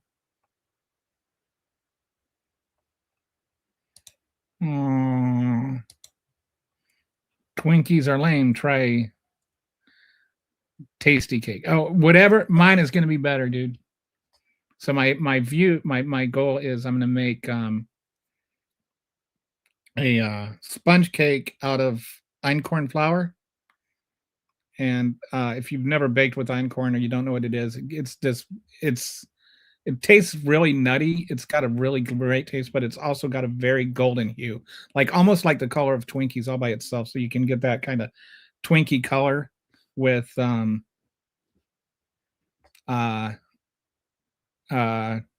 without any food dye or anything. And then I'm going to have, I don't know if you've ever tried fermenting cream, but fermented cream is so good. And I'm going to just ferment some cream and sweeten it up with a bit of sugar. And then I'm going to use that fermented cream for the filling of my einkorn sponge cake. And so it'll be like Twinkies, but it'll have like probiotics in it, and like fermented cream is like just jam-packed with probiotics. Einkorn flour is einkorn grain is, freshly milled einkorn grain is like really, really good for you. It's got vitamin B and it's got all kinds of fiber and stuff like that. So it still has some sugar in it, but overall, as far as a Twinkie, it actually would be a benefit to eat it. I think Gary blocked me when I called him Bucko. Did you do that, Gary? It's crazy that people can make food so artificial yet so addictive. Yeah, it is. It is amazing that I like it. I think it's just crazy, right? Like you would sit there and you spend, I think, so my research, we spend about, I want to say, what was it? We spend, on average, the average American spends $100 a month on fast food. And then we spend another $100 a month on like stomach medicine. and supplements and stuff like that to sort of compensate for the stuff we ate that wasn't food, instead of just eating actual food.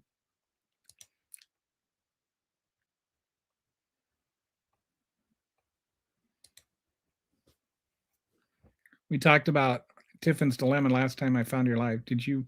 I did not read about it. I read a little bit about it then, and I remember it had, like, you were nailing it, like the whole. I forgot what it is, but I remember it had something to do with. Yeah, when the national currency is used as the Federal Reserve, and how it's like got the like its strength is its weakness and its weakness is its strength, and it, like, that 2-word term kind of encapsulated everything I was saying in the podcast. I'm a 20-year veteran in the military, and I didn't know I was. No, you didn't get put into a timeout for having an opinion on healthcare. Did you get put in a timeout the first time you said something, Gary? Healthy Twinkie that can also survive a nuclear wasteland. No, I think that's, if something, like, if the cockroaches won't eat something, I think we can safely say it is not food. Thank you, Walter. And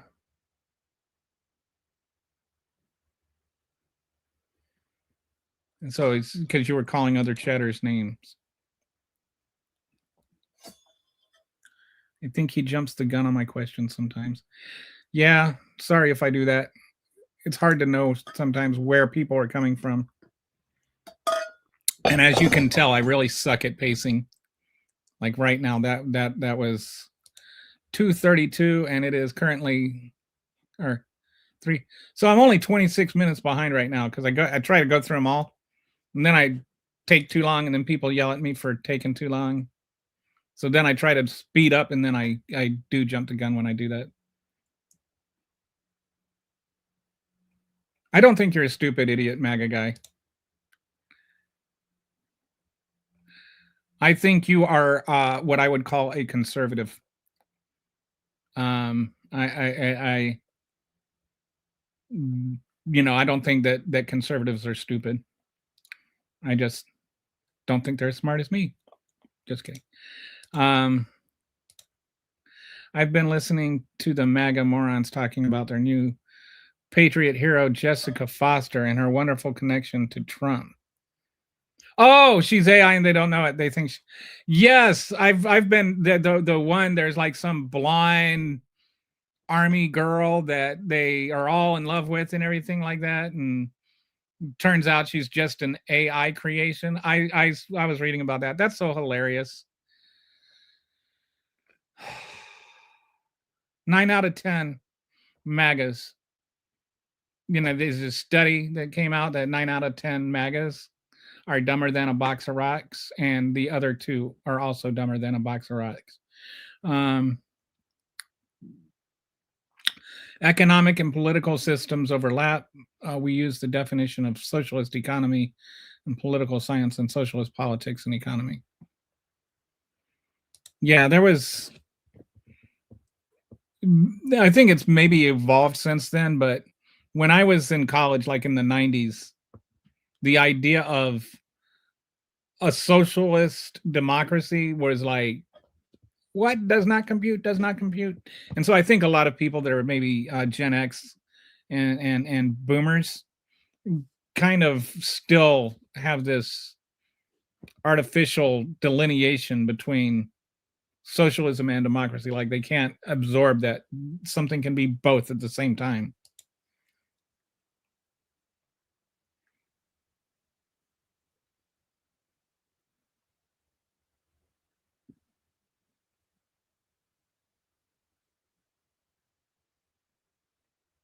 The term idiot is extremely debatable when it comes to MAGA. I'm joking, Logan.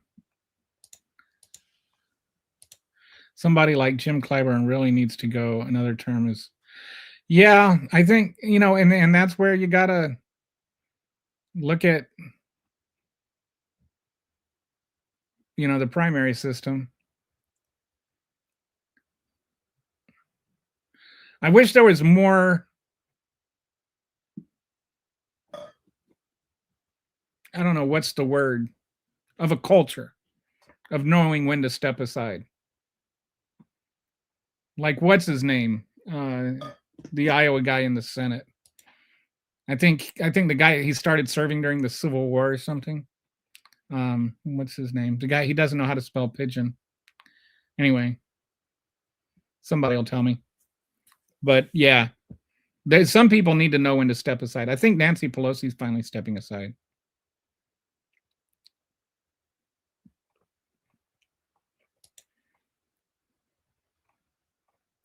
How you act anonymously shows your true character. Agreed. Like the people that brag how much they donate to churches versus the people that do it anonymously are the true saints. And it's not just about how much, it's how much of what you have, like if you just want to go biblical on it. The one lady that only gave the one coin, but that was all she had. The people that complain about how their tax money gets spent and they say, well, they can do that in charity. And it's like, well, yeah, but you're the reason. You're the reason that if it were being done by charity, we wouldn't have gotten to this point.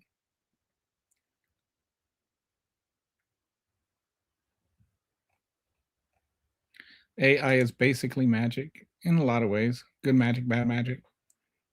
By the way, the Now You See Me, Now You Don't is on Stars now. I just watched that yesterday. I'm thinking about trying to write something about trying to live in today's America while being trans. I think I'm going to call it Transitioning in a Field of Foxglove. What is foxglove? I have a feeling that knowing what foxglove is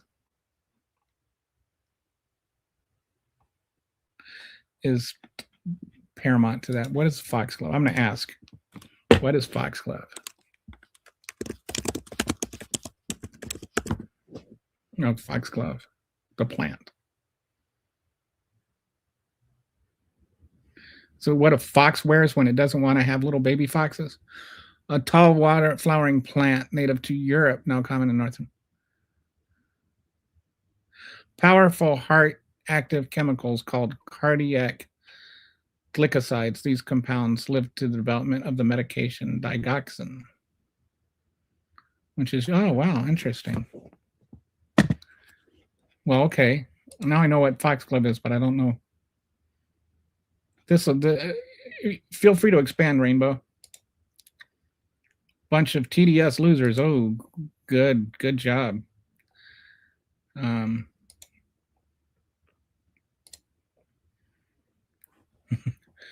Make it a podcast.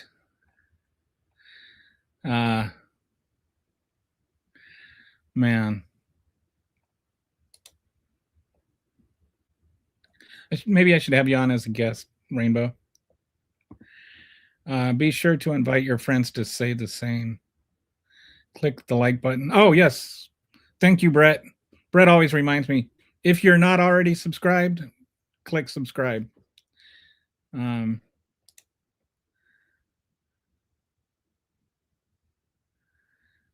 How do you really feel? Trumpy, you fat, bleeping, orange, radioactive pedophile. And that's really the nicest thing I can say about him.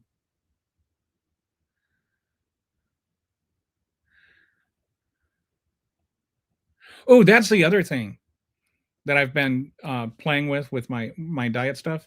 I've been like doing water kefir and ginger bugs and my own kombucha. And so it's like healthy pot. I'm working on kind of like my own version of Coke, like Coca-Cola, not cocaine.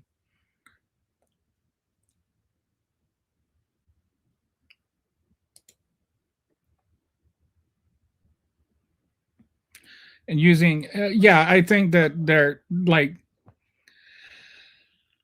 what is waste and fraud? Like the waste and fraud is not nearly as prevalent as Elon Musk would have you believe. which is why he didn't end up really saving any money.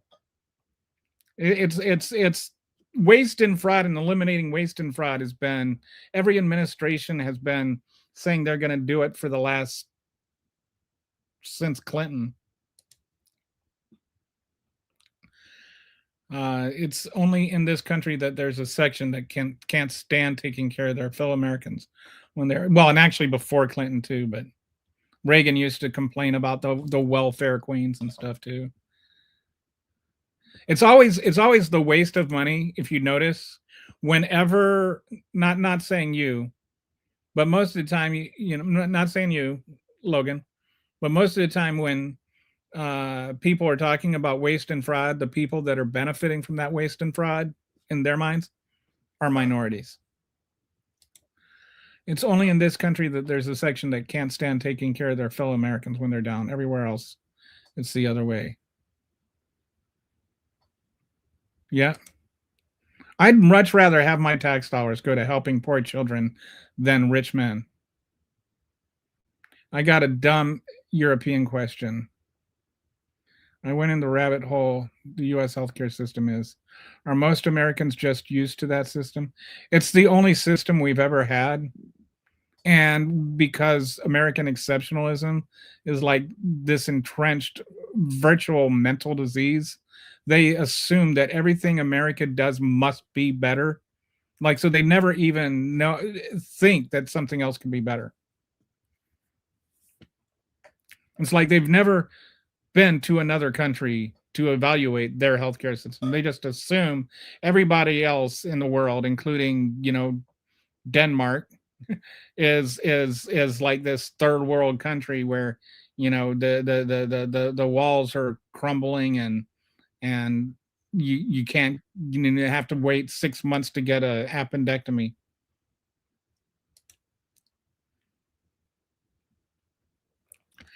Yeah, there's no such thing as learned helplessness, Logan.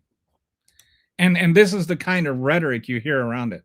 Like there's I think what is it? I want to say it's 6 months every 5 years that you can be on SNAP benefits. There's not like this behavioral reinforcement. It's just not true. And it's things that get bandied about and repeated and regurgitated, but they're not true. Fraud, waste, and abuse.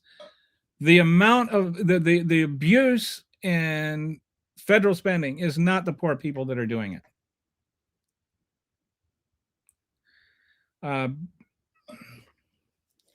But the people that are the first ones to get hit by it are the poor people.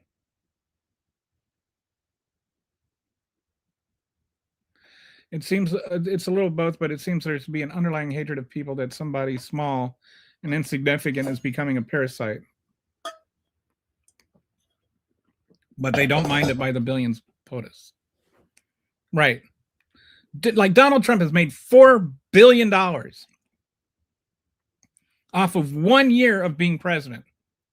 Yeah, but let's worry about, you know, there was this fraud in Minnesota that had nothing to do with all the people that are being punished for it. But, you know, they should have known that before they made Tim Walz their governor or something. So let's just cut off childcare for the entire state. Kind of like how Susie Wiles slashed child cancer research, and yet she was diagnosed with cancer today. They don't care until it happens to them. Yep. So many cases of that. And and there's a lot of people that have no sympathy for her, and they are the ones being called the monsters. And the ones that are calling them the monsters were the ones that were making jokes about Joe Biden when he announced he had cancer. Just to make it so lawmakers can invest into the stock market. They're at risk. Yeah, I think that there should be something like that. I think, you know, maybe you could allow for some blind trusts. But yeah, I think that people should not be able to profit off of their votes, their congressional votes. Doesn't the U.S. pay for most of their protection though? What protect? I don't pay for most of whose protection. What protection from what?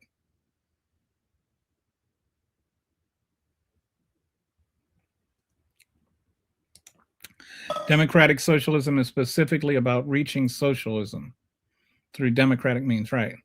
Social democracy is more broad and ranges from the same thing to a mix of socialism and capitalism. Yeah, so there's that. You're really keying in on the difference between democratic socialism and social democracy, which I think is way above like 99.5% of Americans' heads. But yes, there is a difference between democratic socialism and social democracy. I'm more in the camp of social democracy than democratic socialism. Like, I think that there is some degree of socialism that is positive, and I think there is some degree of capitalism that is positive. My uncle died from cancer last Wednesday. There was no amount of research that could have helped him. But there is research that helps other people with cancer. Like, people with that have recovered from cancer have benefited from research.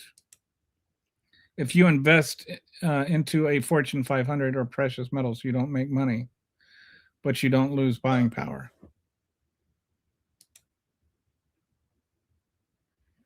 They produced fins. They catch fish and then they just cut off the fins. No, I don't know. Snow? We are not a third world country.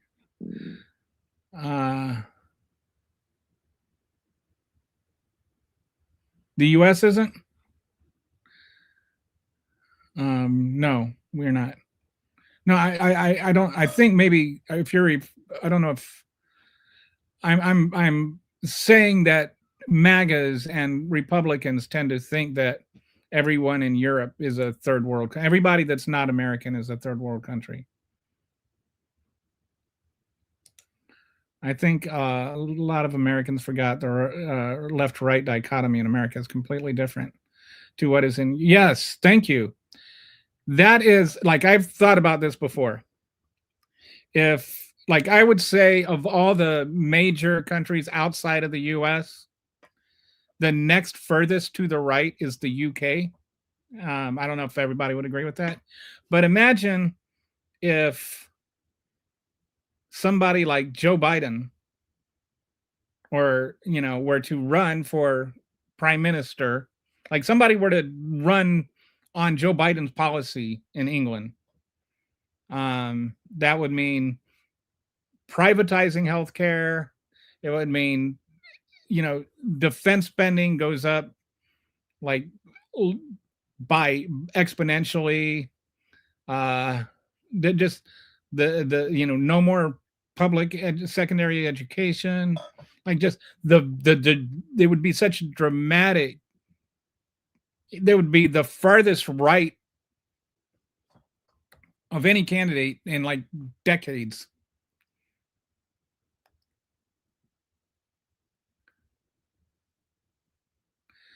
I mean, like, our view of left and right is entirely different from everywhere else in the world. We do not have a left and a right party.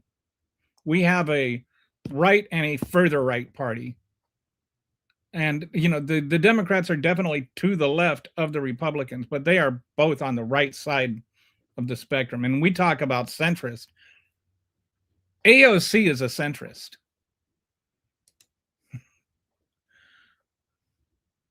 Like, if you look at the entire political spectrum, AOC is a centrist. My friends give me shit about it all the time. Yep. I went to a school and I have a lot of friends from all over the world, and anyway. Yeah, I'm center, maybe even right leaning on the political spectrum. Most Americans would see me as far left. Yeah, we have no idea. I like to do this thought experiments and just see if, like, for instance, like what is, like, take 5 positions on immigration. What is far right? What is center right? What is center? What is center left? And what is far left? Like, just those 5 positions on immigration, or those 5 positions on healthcare, or those 5 positions on taxes.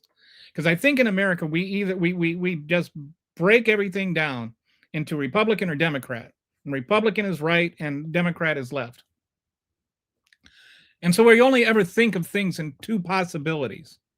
Everything is a false dichotomy. So at least, like, just to say 5, what is, we talk about he's a centrist or he's a, center left. Well, what is center left? In practical policy matters. What's the difference between a center left and a centrist? And a center right and a centrist?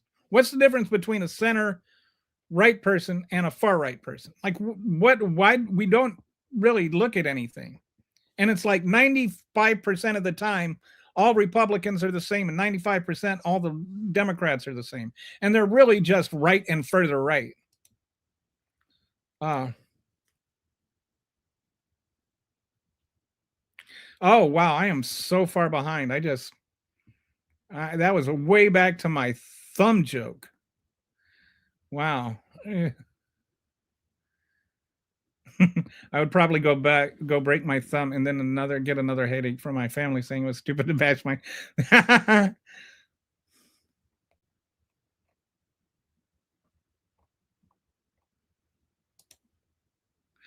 Don't give away your Twinkie recipe. By American standards, I'm shocked they don't call the police force communists.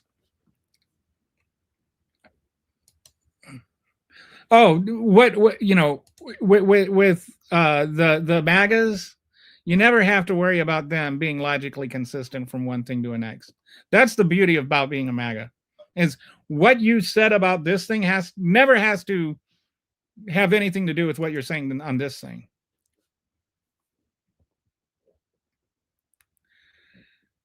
I'm try to be more of a 360 person myself. Like, I try to look at things from more angles than just 2. But with Trump, it's just like he's just evil, and it's like you don't need to have multiple positions on whether Hitler was evil. And I'm not saying he's Hitler yet, but you don't need to be like, if you're 50% a Hitler, that's bad enough for me. Like, I'm not like okay with concentration camps to a point, Yeah. Well, they're not concentration camps, they're internment camps. It's not good to be far into any one group. People become extremists when they, and it's like, if you start identifying with the group instead of instead of what you believe, like, if you have to run and see what Donald Trump thinks about something to know what to think about it, then you're in a cult.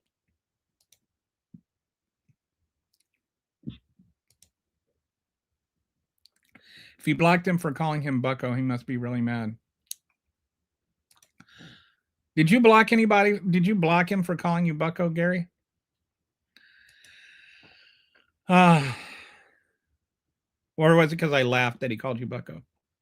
I mean, come on, Bucko is a pretty good name. You got to admit. Welcome to the Liquid City Travels, where we show you the best in travel fun facts and secrets. I'm starting to think you are not really here to participate in the conversation. Can't stand it when people throw that vet card around chat like it's calling out people.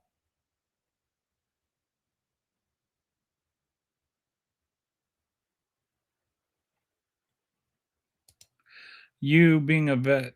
Yeah, being a vet isn't an excuse. I love it, like, because I'm a vet. And I'll talk about, being a vet as my experience being a vet. I don't use being a vet as a as a trump card or something, pardon the expression. Like, I don't think my opinion is more valid because I'm a vet. The point being is I didn't say anything that was worthy of a timeout. Gary, I think that he already explained it was because you were doing some name calling. And you weren't banned. You just got put on timeout for a couple minutes. You also tended anyway.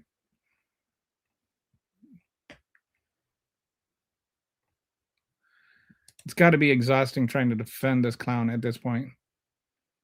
Or you are actually that stupid. It's when what like some of the stuff, what was it? Somebody was,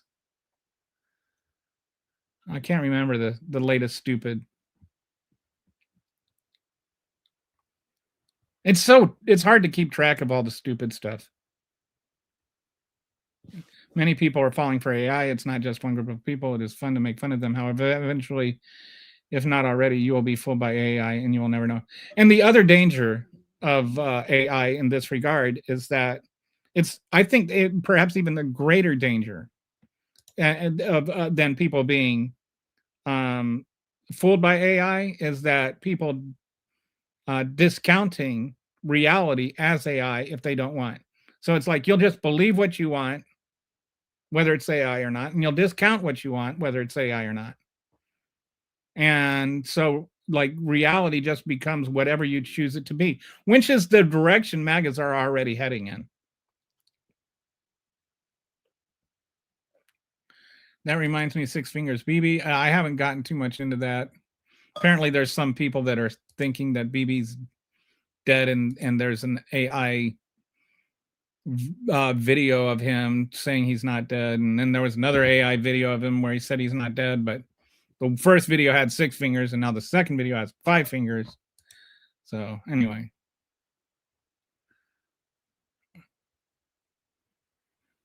so that's the scariest part of AI to me, is its ability to obfuscate reality. There's also really positive benefits about AI potentially. Like it could solve a lot of very real problems.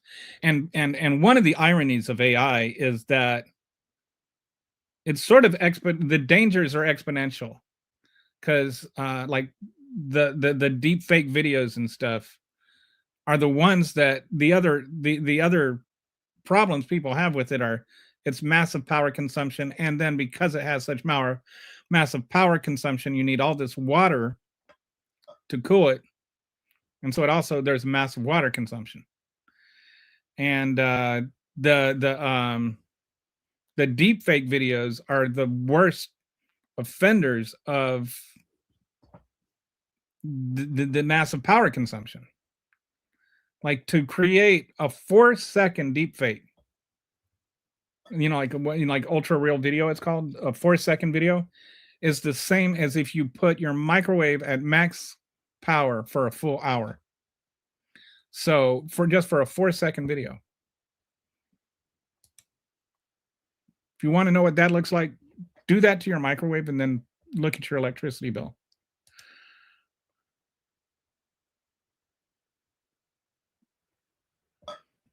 Do not have any idea what that means. But yeah, we don't go for anti-trans state hate here.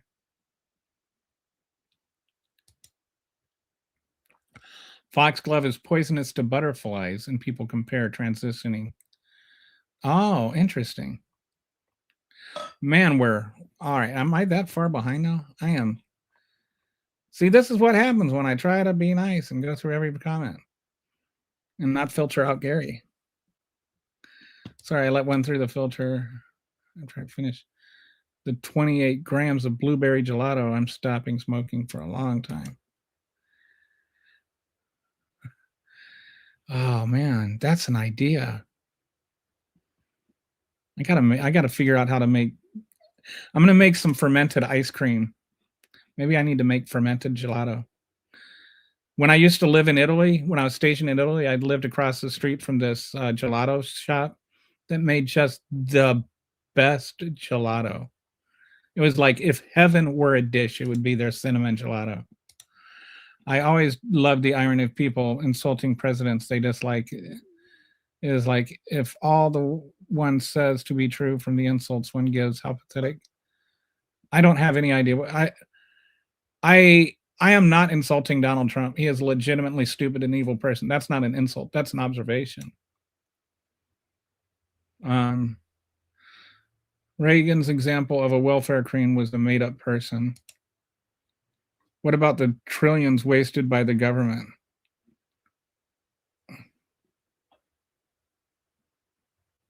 I don't even know what you're talking about. Like, I don't, what trillions that were wasted by the government? The government loses tens of $billions every year. You know, the mod will lose $3 billion back. The Treasury will lose $17 billion. But there's this woman in Idaho. I think that there's more, like when you look at defense spending and there's all this money that's just disappeared, and we don't worry about that, but we worry about, like, this guy saying, you know, oh, this woman had SNAP benefits and she's 13 cents short in taxes. Let's lock her up for 6 years. It's complete stupidity. Okay. I'm starting to think I should just skip down. I'm going to just skip down to the bottom. Get caught up on the, in Europe, yes, you will get, and getting arrested for, like, people, like, there's all kinds of hyperbolic stuff that goes on. Like, I think it was a guy in, was it Ireland, Harry? I want to say it's Ireland. There was somebody that supposedly got locked up because they said mean things about trans people, but then you look into it and they was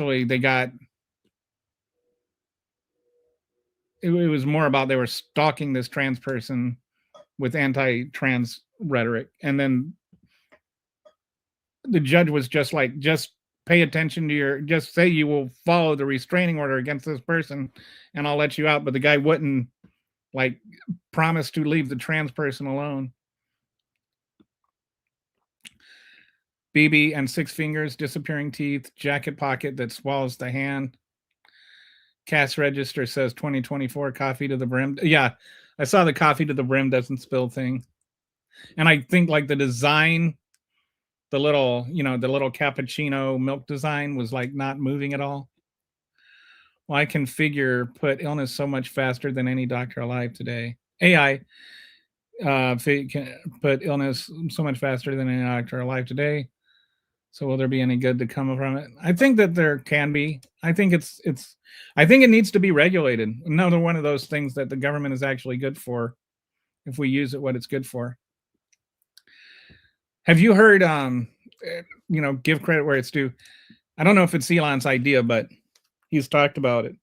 Putting AI centers in space, like satellite AI data centers, because then they would have an unlimited amount of energy because, the sun, and they would have an unlimited amount of cooling because, it's in space.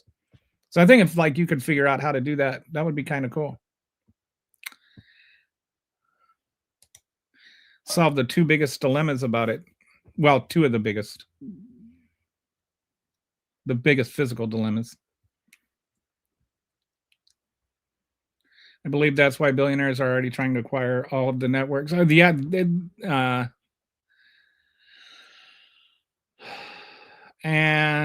yeah, and nobody will have jobs anymore.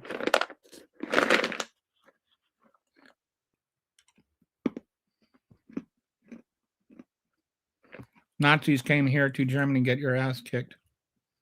I think if I know what you're saying. Germany is not very fan of Nazis nowadays. If you go to, like, we have our little statues of all our little slave owners over here, and we make a big deal out of it. You don't see any statues to Nazi generals in Germany. You don't see any statues to Hitler, so that they don't forget who he is.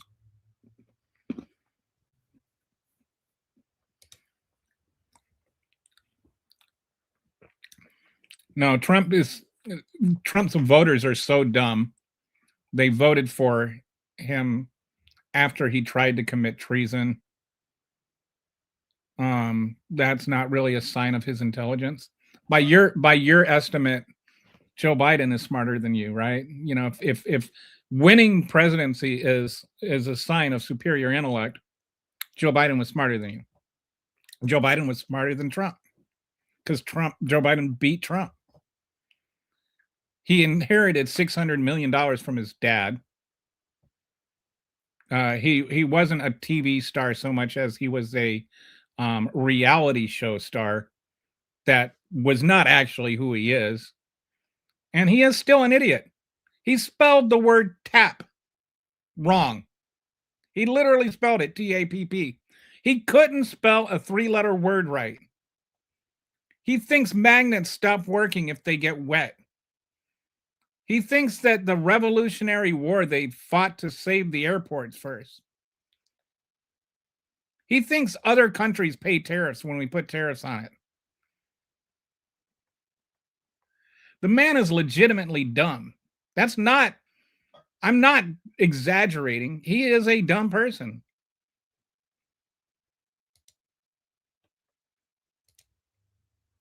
South America and the Netherlands are all turning MAGA.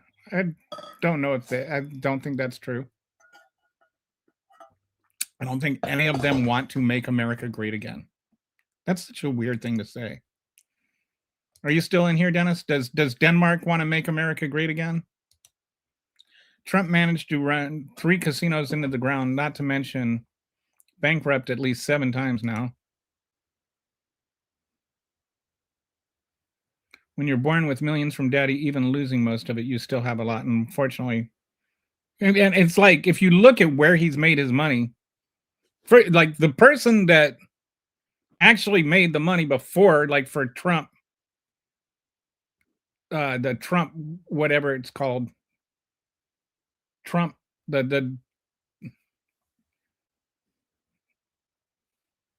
his real estate company. That was what's his name, the CEO that made all that money. Even Trump, when he was in court, said, "I don't know anything about all of that." He runs it. Donald Trump just inherited money.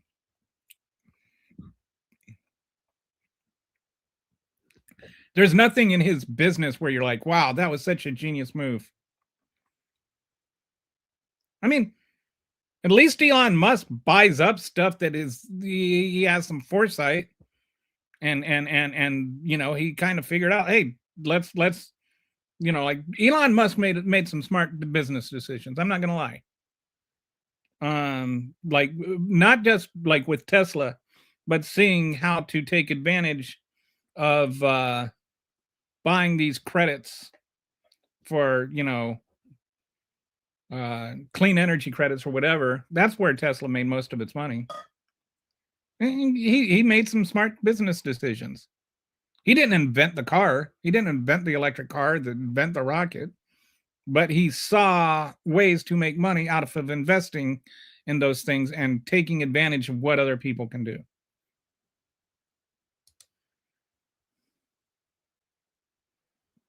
Yeah, Brad, he was also too. I'm going to look at the big brain on Brad. I had to say it.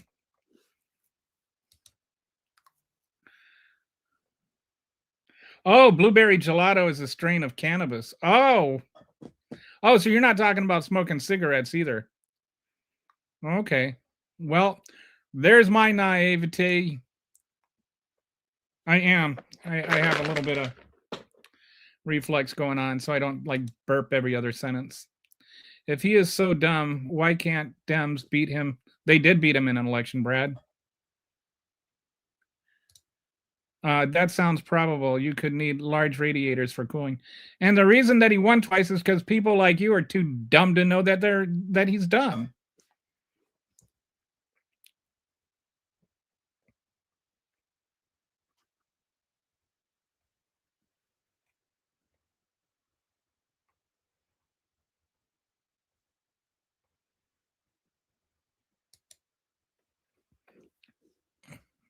Yes, January 6th is proof. The fact that he actually tried to overthrow the United States government is proof. The fact that he stole nuclear secrets is proof.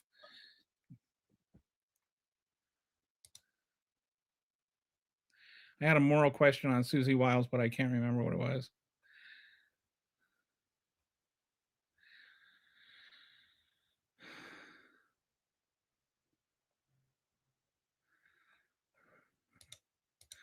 Brad, he lost the 2020 election and threw a temper tantrum that intellect. That's funny. What intellect? I'm assuming that was deliberately spelled wrong. People behind the AI bubble want you to pay higher electricity bills while they sell you pie in the sky.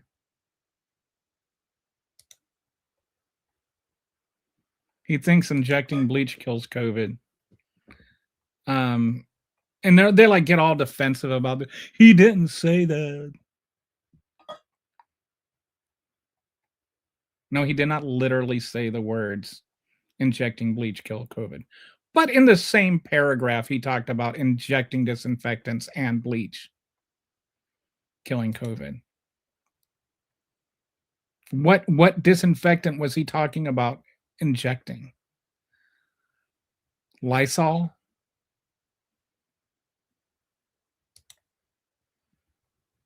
Yeah, that one, like he literally thought that it was like a Wonder Woman plane. He thought the stealth bomber was a Wonder Woman plane. You can't even see it if you're flying right next to it. He tried to, he wanted to nuke hurricanes to stop the hurricanes. He didn't know that Puerto Rico was part of America.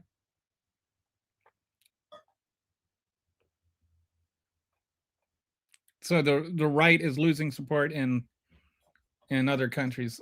Dennis is, do I remember right? You're in Denmark, right, Dennis? Oh, and his hand crevices weren't the same.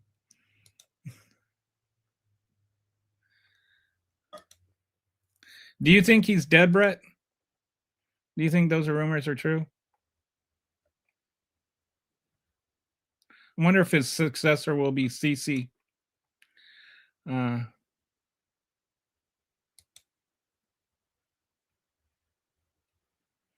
Yeah, I've got a T-shirt on my website. It's apostrophe YOURE.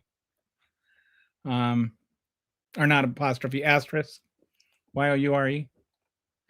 And my favorite is like whenever people say you're an idiot and they spell YOUR an idiot. Trump is definition of born with a silver spoon in his mouth. I mean, it's like I understand people make grammatical mistakes and stuff, so I don't drag people. But when they literally insult my intelligence while getting your and your wrong, then I have to drag them. And it happens like with Magas. I see it spelled wrong like 9 out of 10 times. Like enough times that if they spell it right, I'll actually give them credit for it. Within 1 year, made a Hess family billionaire. He must know.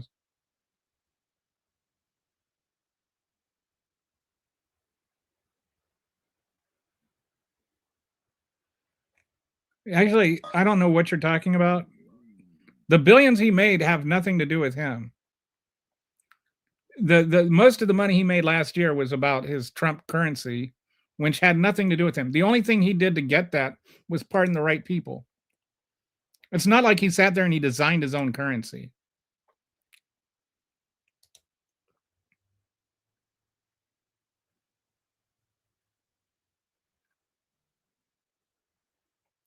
This is what like I want to get on this program where the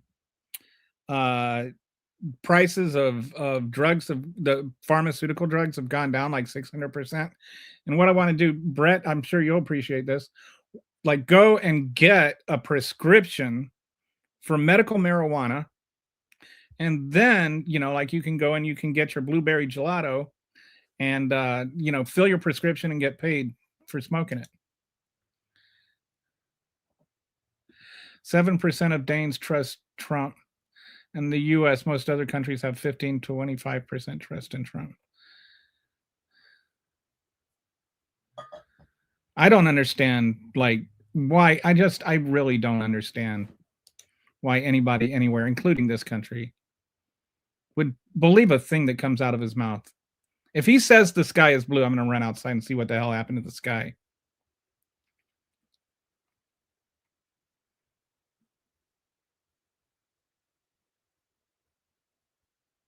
I have seen people not know the nearest star to the earth. or people complaining that a politician kids were hunting triceratops. Like the United States has a major education issue. I mean, there's a whole bunch of Americans that can't find Canada on a map. Like,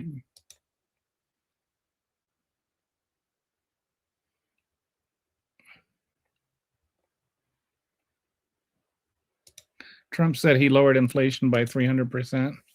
Trump is a selfish traitor. Exactly, dude. Like, just the medical marijuana. That's what you need to do. You need to get a prescription for medical marijuana, and then you can retire and get stoned at the same time. Ad hominem means you're totally correct about anything. I mean, that's not actually what it means.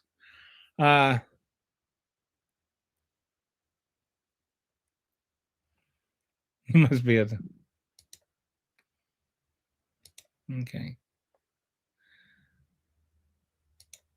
It's like funny that you're sitting there talking, like Brad's sitting there talking about how we're dumb, or like the president's not dumb because he's making billions of dollars off of the office of presidency.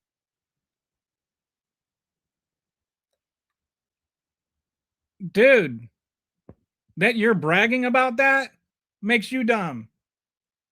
You're okay with that kind of corruption, and you're bragging about it.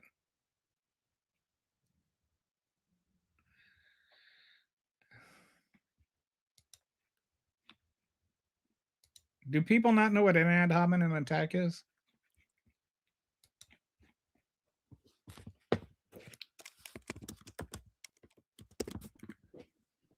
You know, one thing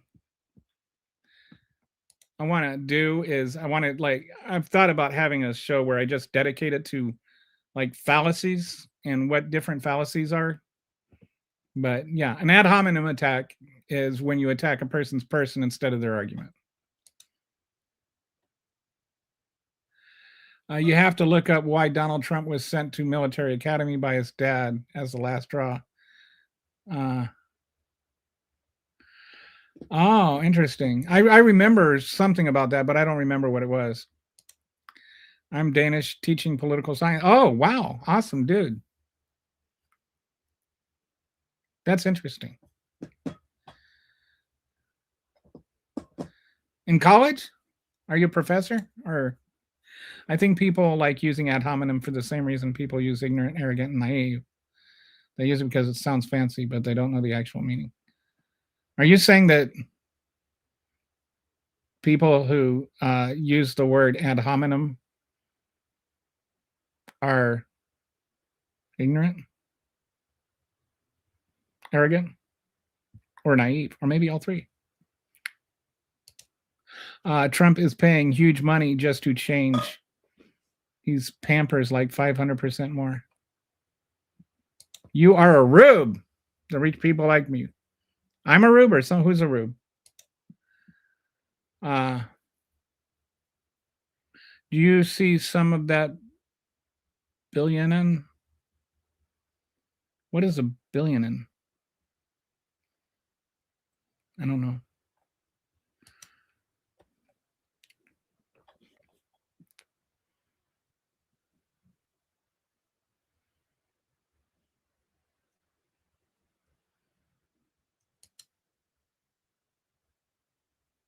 I don't know what you're talking about, Brad.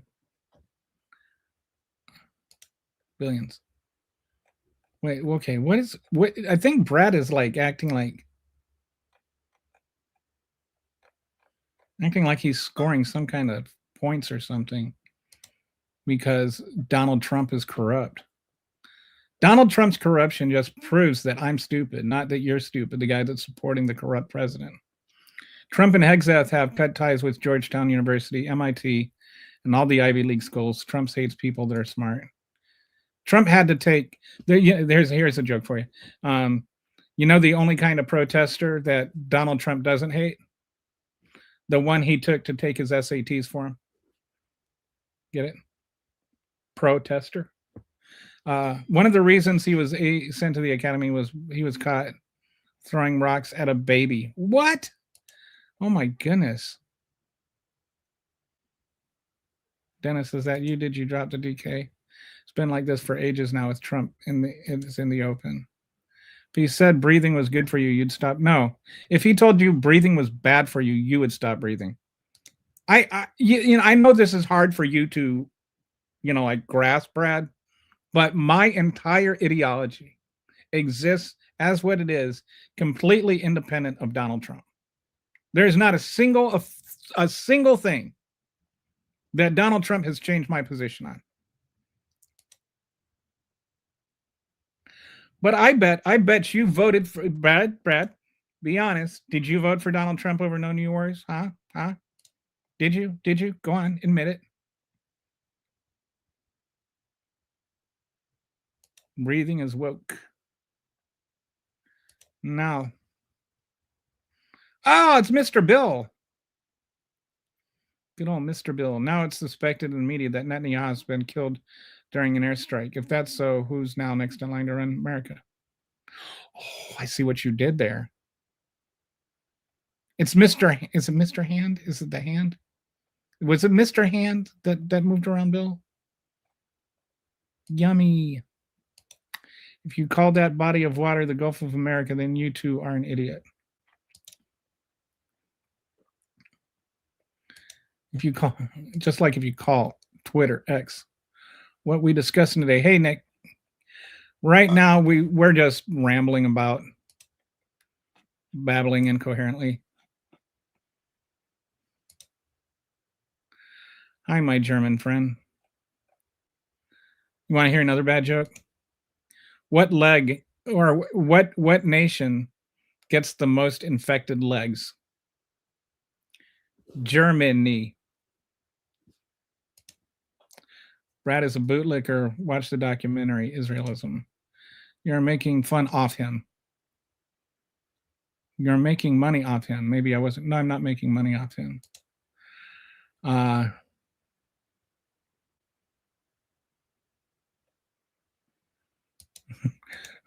I hope.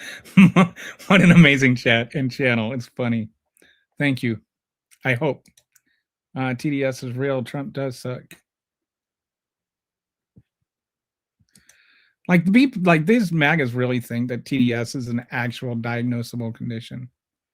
I got a conspiracy for you. The guy who bought the Twin Towers weeks before they were attacked and made billions off insurance just bought the second tallest bank in LA. Interesting. I'll have to look into that. I didn't know that somebody had bought them just a week before. Do you know the difference between God and Trump? God doesn't think that he is Trump.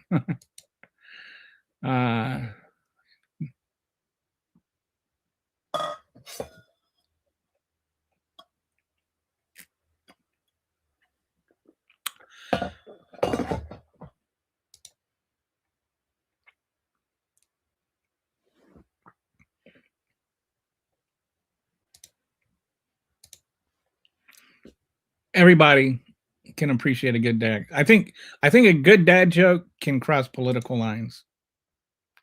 One of my biggest, my favorite dad jokes that goes across political lines is that Donald Trump has decided to put a 100% tariff on all imported shredded cheese. He wants to make America great again.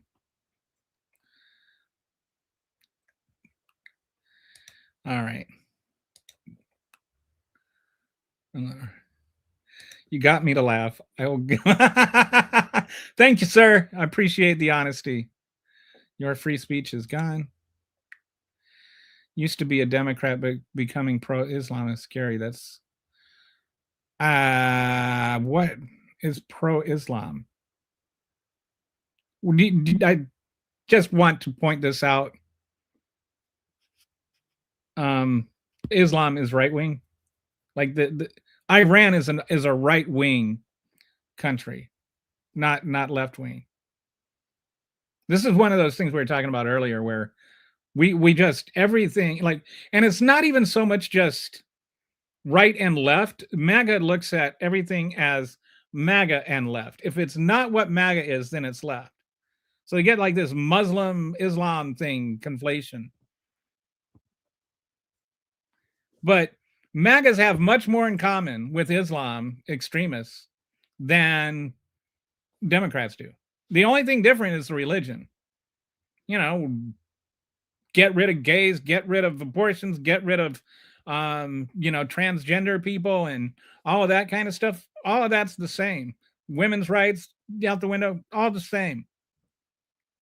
MAGAs are much, much more aligned with the Sharia law than the Democrats are. You should actually be going the other direction. It's like there's a reason that what was the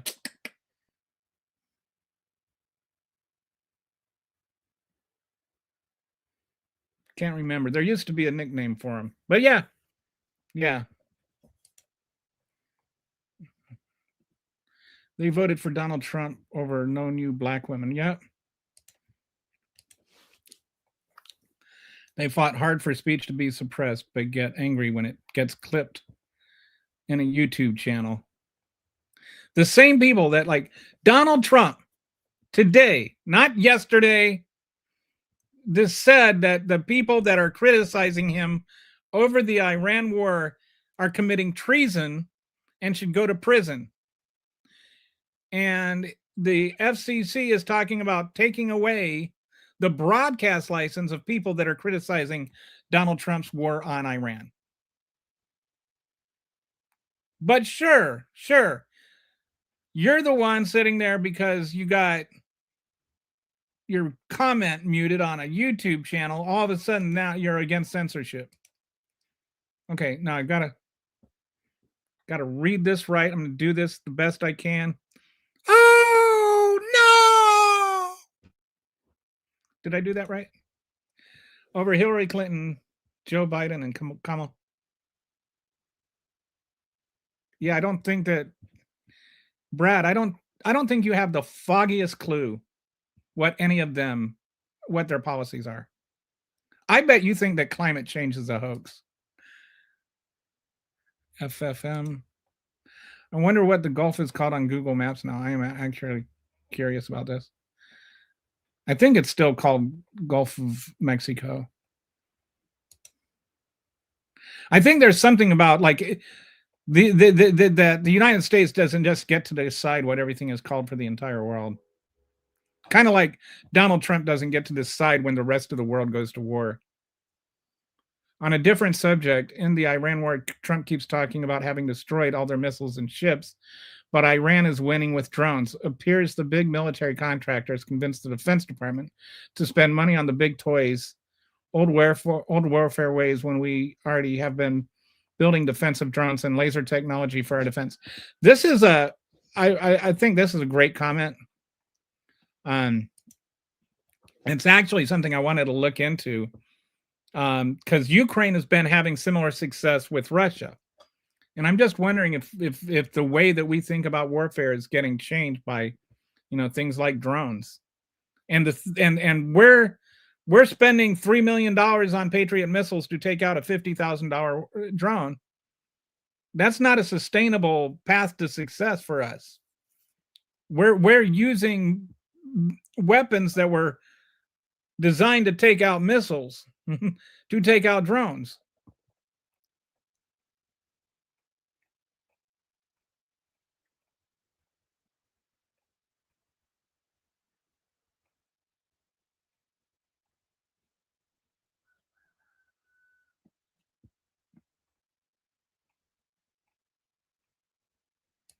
MAGA has no, it doesn't. I've been a Democrat since long before the 90s, dude.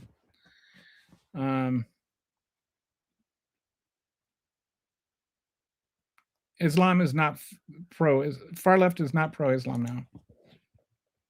I think that some people have the I think this is where your issue is, right?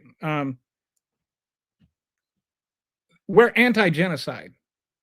Like saying like there's more than This is what I mean when I say false dichotomy, right?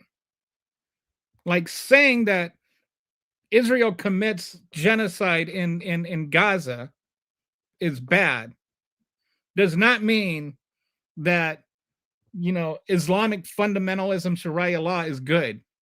Like there's more than two positions on this.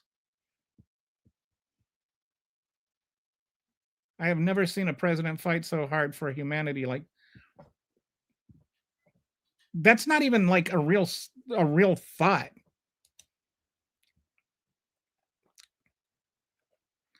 Unless, was that? I mean, if you were to say against humanity,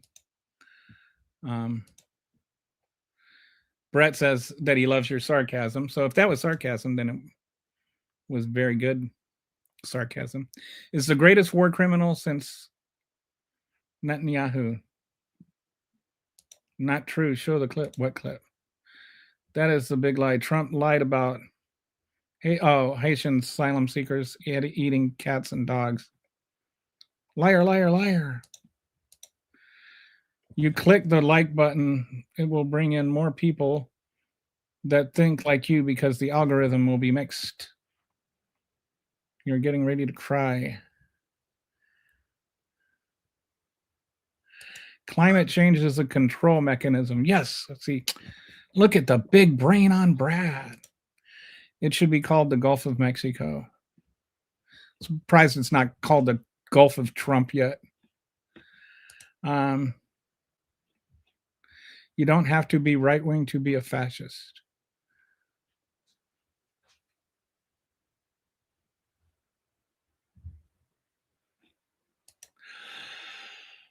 I don't even know how to respond to that.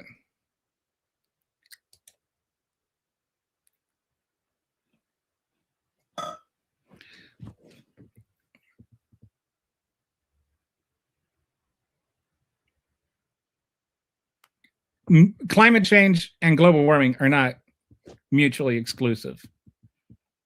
Actually, climate change, the term climate change was, believe it or not, a right-wing term that was originated to soften the idea of global warming, but it's still an accurate term.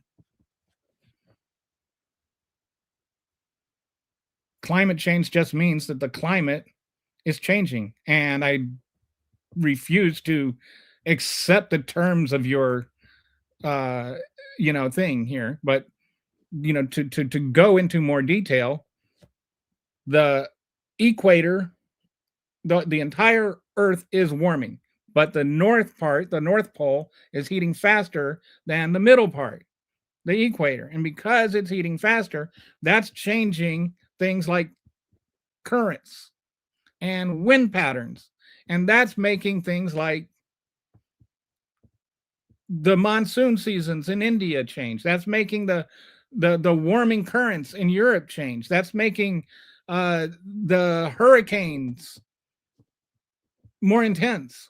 All of those things. That's the difference between the North Pole and the equator, and just this little thing called the second law of thermodynamics is making all of that stuff change. Because that's the way physics works. There's less temperature difference. That means the air movement between places is changing. That means that the water movement between places is changing. It's not the whole thing of it. But yeah, I advise you to just actually read about it, Axel. Instead of just sitting there making these emphatic, define climate change without using the word change. We're in the middle of World War III. Yeah, Donald Trump decided that the Kennedy Center. Yeah, in the United States, people still call, it's still called X too, right? Even though everybody calls it Twitter. Nobody talks about the Gulf of America. I've never heard anybody talk about the Gulf of America in a casual conversation.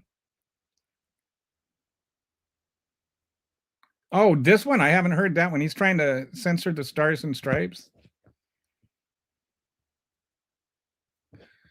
Interesting. The first thing I ever published was a letter to the editor to the Stars and Stripes.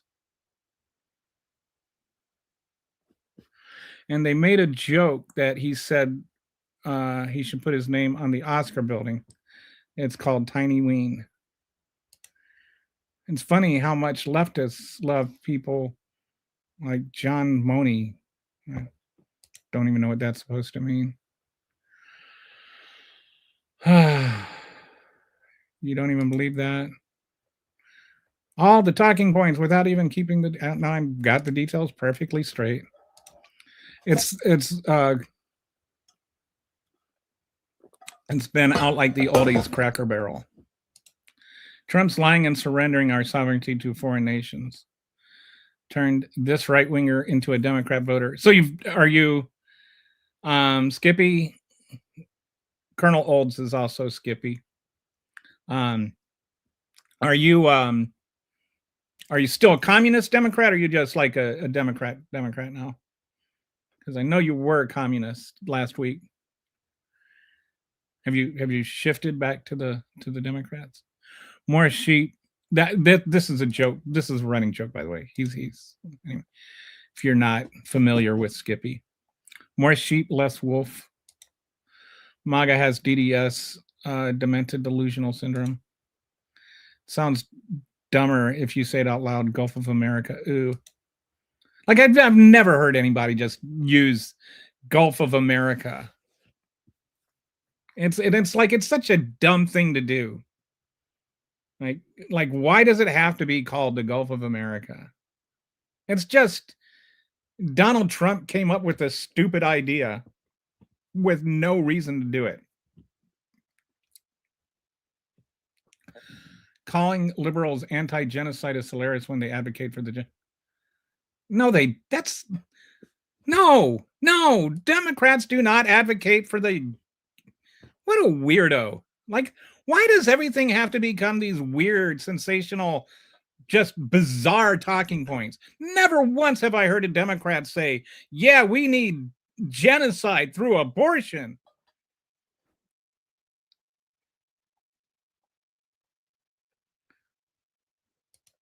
You call MAGA dumb. I don't think leftists are dumb, just really, really sure of themselves in big groups. I don't really care what you think, Brad. I don't think that MAGAs are dumb. MAGAs are self-identified as dumb.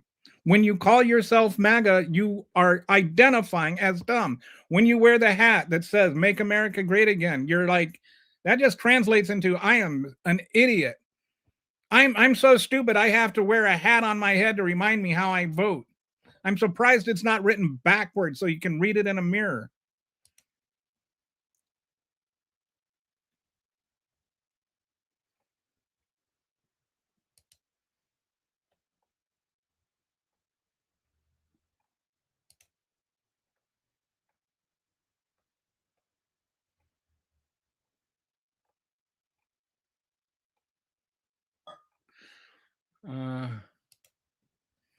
I'm not sure why you're bringing up U.S. sanctions over the last 50 years and then kind of making this reductive argument that it's killing, all these millions of people. I think there's a lot of stuff to say about sanctions, whether they work or not, but and why we have them. I tend to agree with you that I don't like sanctions. I think that the wrong people suffer from them. So I agree with you. Not sure why you're bringing it up though.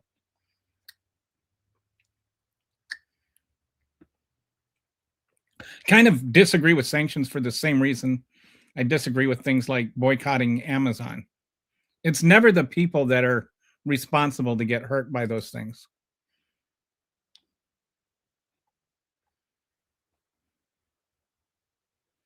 It's just like, the whole Gulf of America thing seems pretty dumb to me. That is such a waste. It's like, under what end? Why do we need to invest any energy or thought into this? Like, because Donald Trump just is a one-man clown show.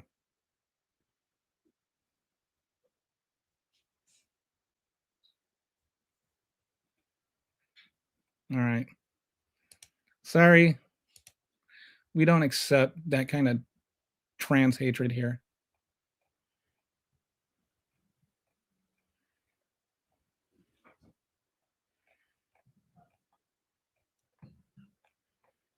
Okay. Been a Democrat over 50 years and support Trump. Do you really? I mean, I'm skeptical that you are a Democrat for over 50 years and now support Trump. But I have never said, I don't think that, I don't remember any campaign commercials from Kamala Harris that said Orange Man bad. Like, if you can't have a good faith argument, then just keep your comments to yourself.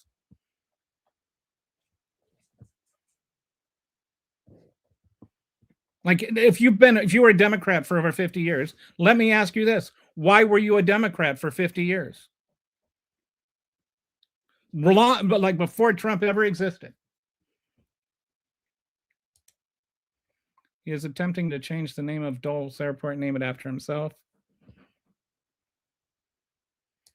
Hookah. Why do you have to bring Melania into this? Get it?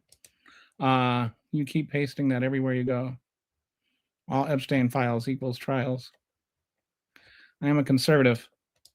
However, I like to read, watch, and observe from many points of view.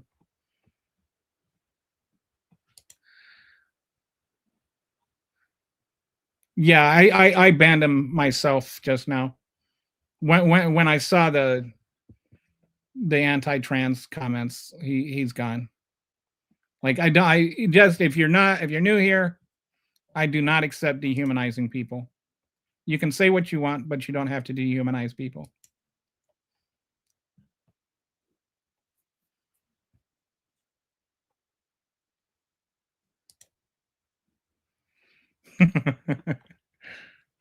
Thank you. Backwards hat. That is great. I like that one. Trump changed it to Gulf of America because it's fake patriotism. What is it? It's there's a word for this. Oh, what is the word I'm looking for?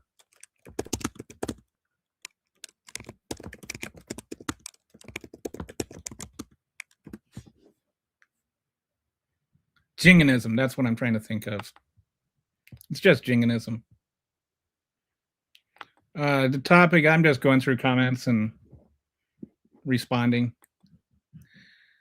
Samuel Trump has removed the legacy of Black military veterans from the Arlington Cemetery websites because of DEI. And it's like I have never heard a single person that is against DEI that even can accurately tell me what DEI is. My big, beautiful ballroom. And why does somebody with such tiny balls need such a big ballroom?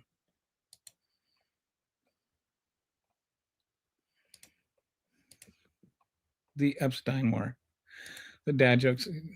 I try to earn the Machine Pun Kelly moniker. I don't just wear it. I try to live by it. The problem is most people are in the middle and believe in things both sides do, but I don't know what the middle means though. Like, I don't think you were here when I was talking about this.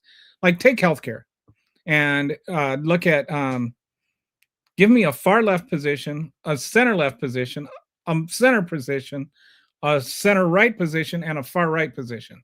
Like, most of us don't even think about middle. Like, it's just, what does middle mean? We're just, it's empty. The word centrist is such an empty thing. It's totally meaningless.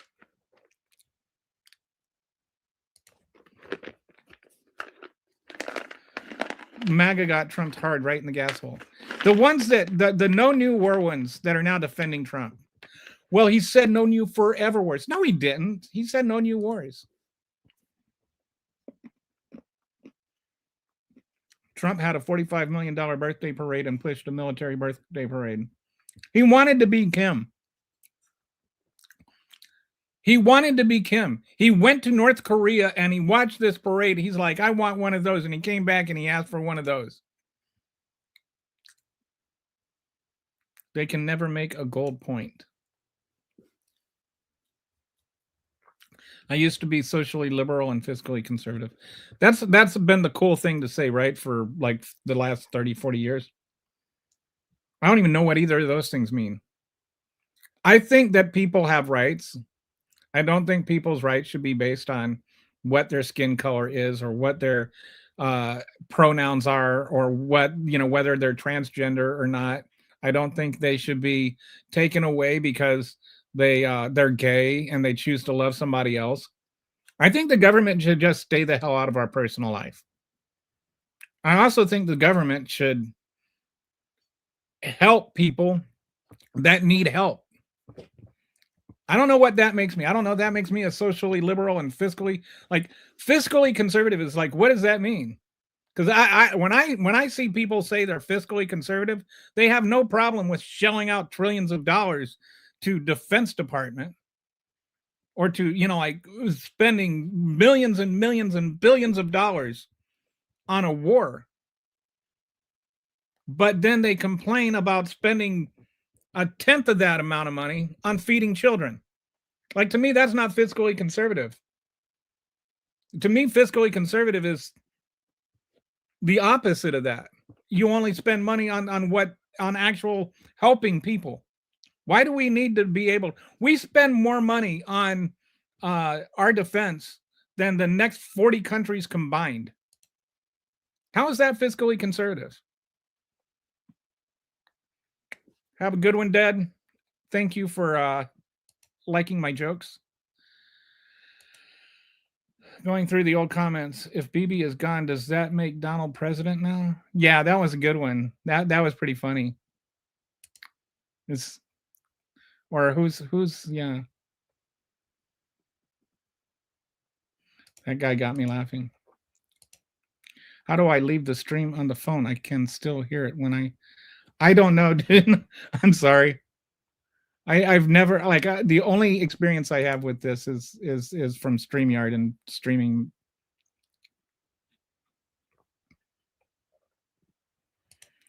I don't know what fiscally conservative means when Republicans round up the deficit every time they're in office. Yeah, how is like the tax cuts that add $3 trillion to the deficit or whatever it is? How is that fiscally conservative? Oh, because poor people don't get, food stamps now, so that makes it fiscally conservative. Yeah, we've already been through that. We, the people, we have all red blood who made us life. Yep. Trump followers believe that only Trump can bring about MAGA. It's nearly a religion. What do you mean nearly? They literally pray to a statue of Trump, a golden statue of Trump. Close the YouTube app in the background. All right, so there we go. So I am sort of caught up on the comments now, and I think I was going to go through another slideshow, but I think I'll save that for tomorrow. I think we'll just end here. It's good to be back. See you guys again. I hope you subscribe, Dr. Dread. I appreciated your civil pushbacks. I'll talk to you guys later.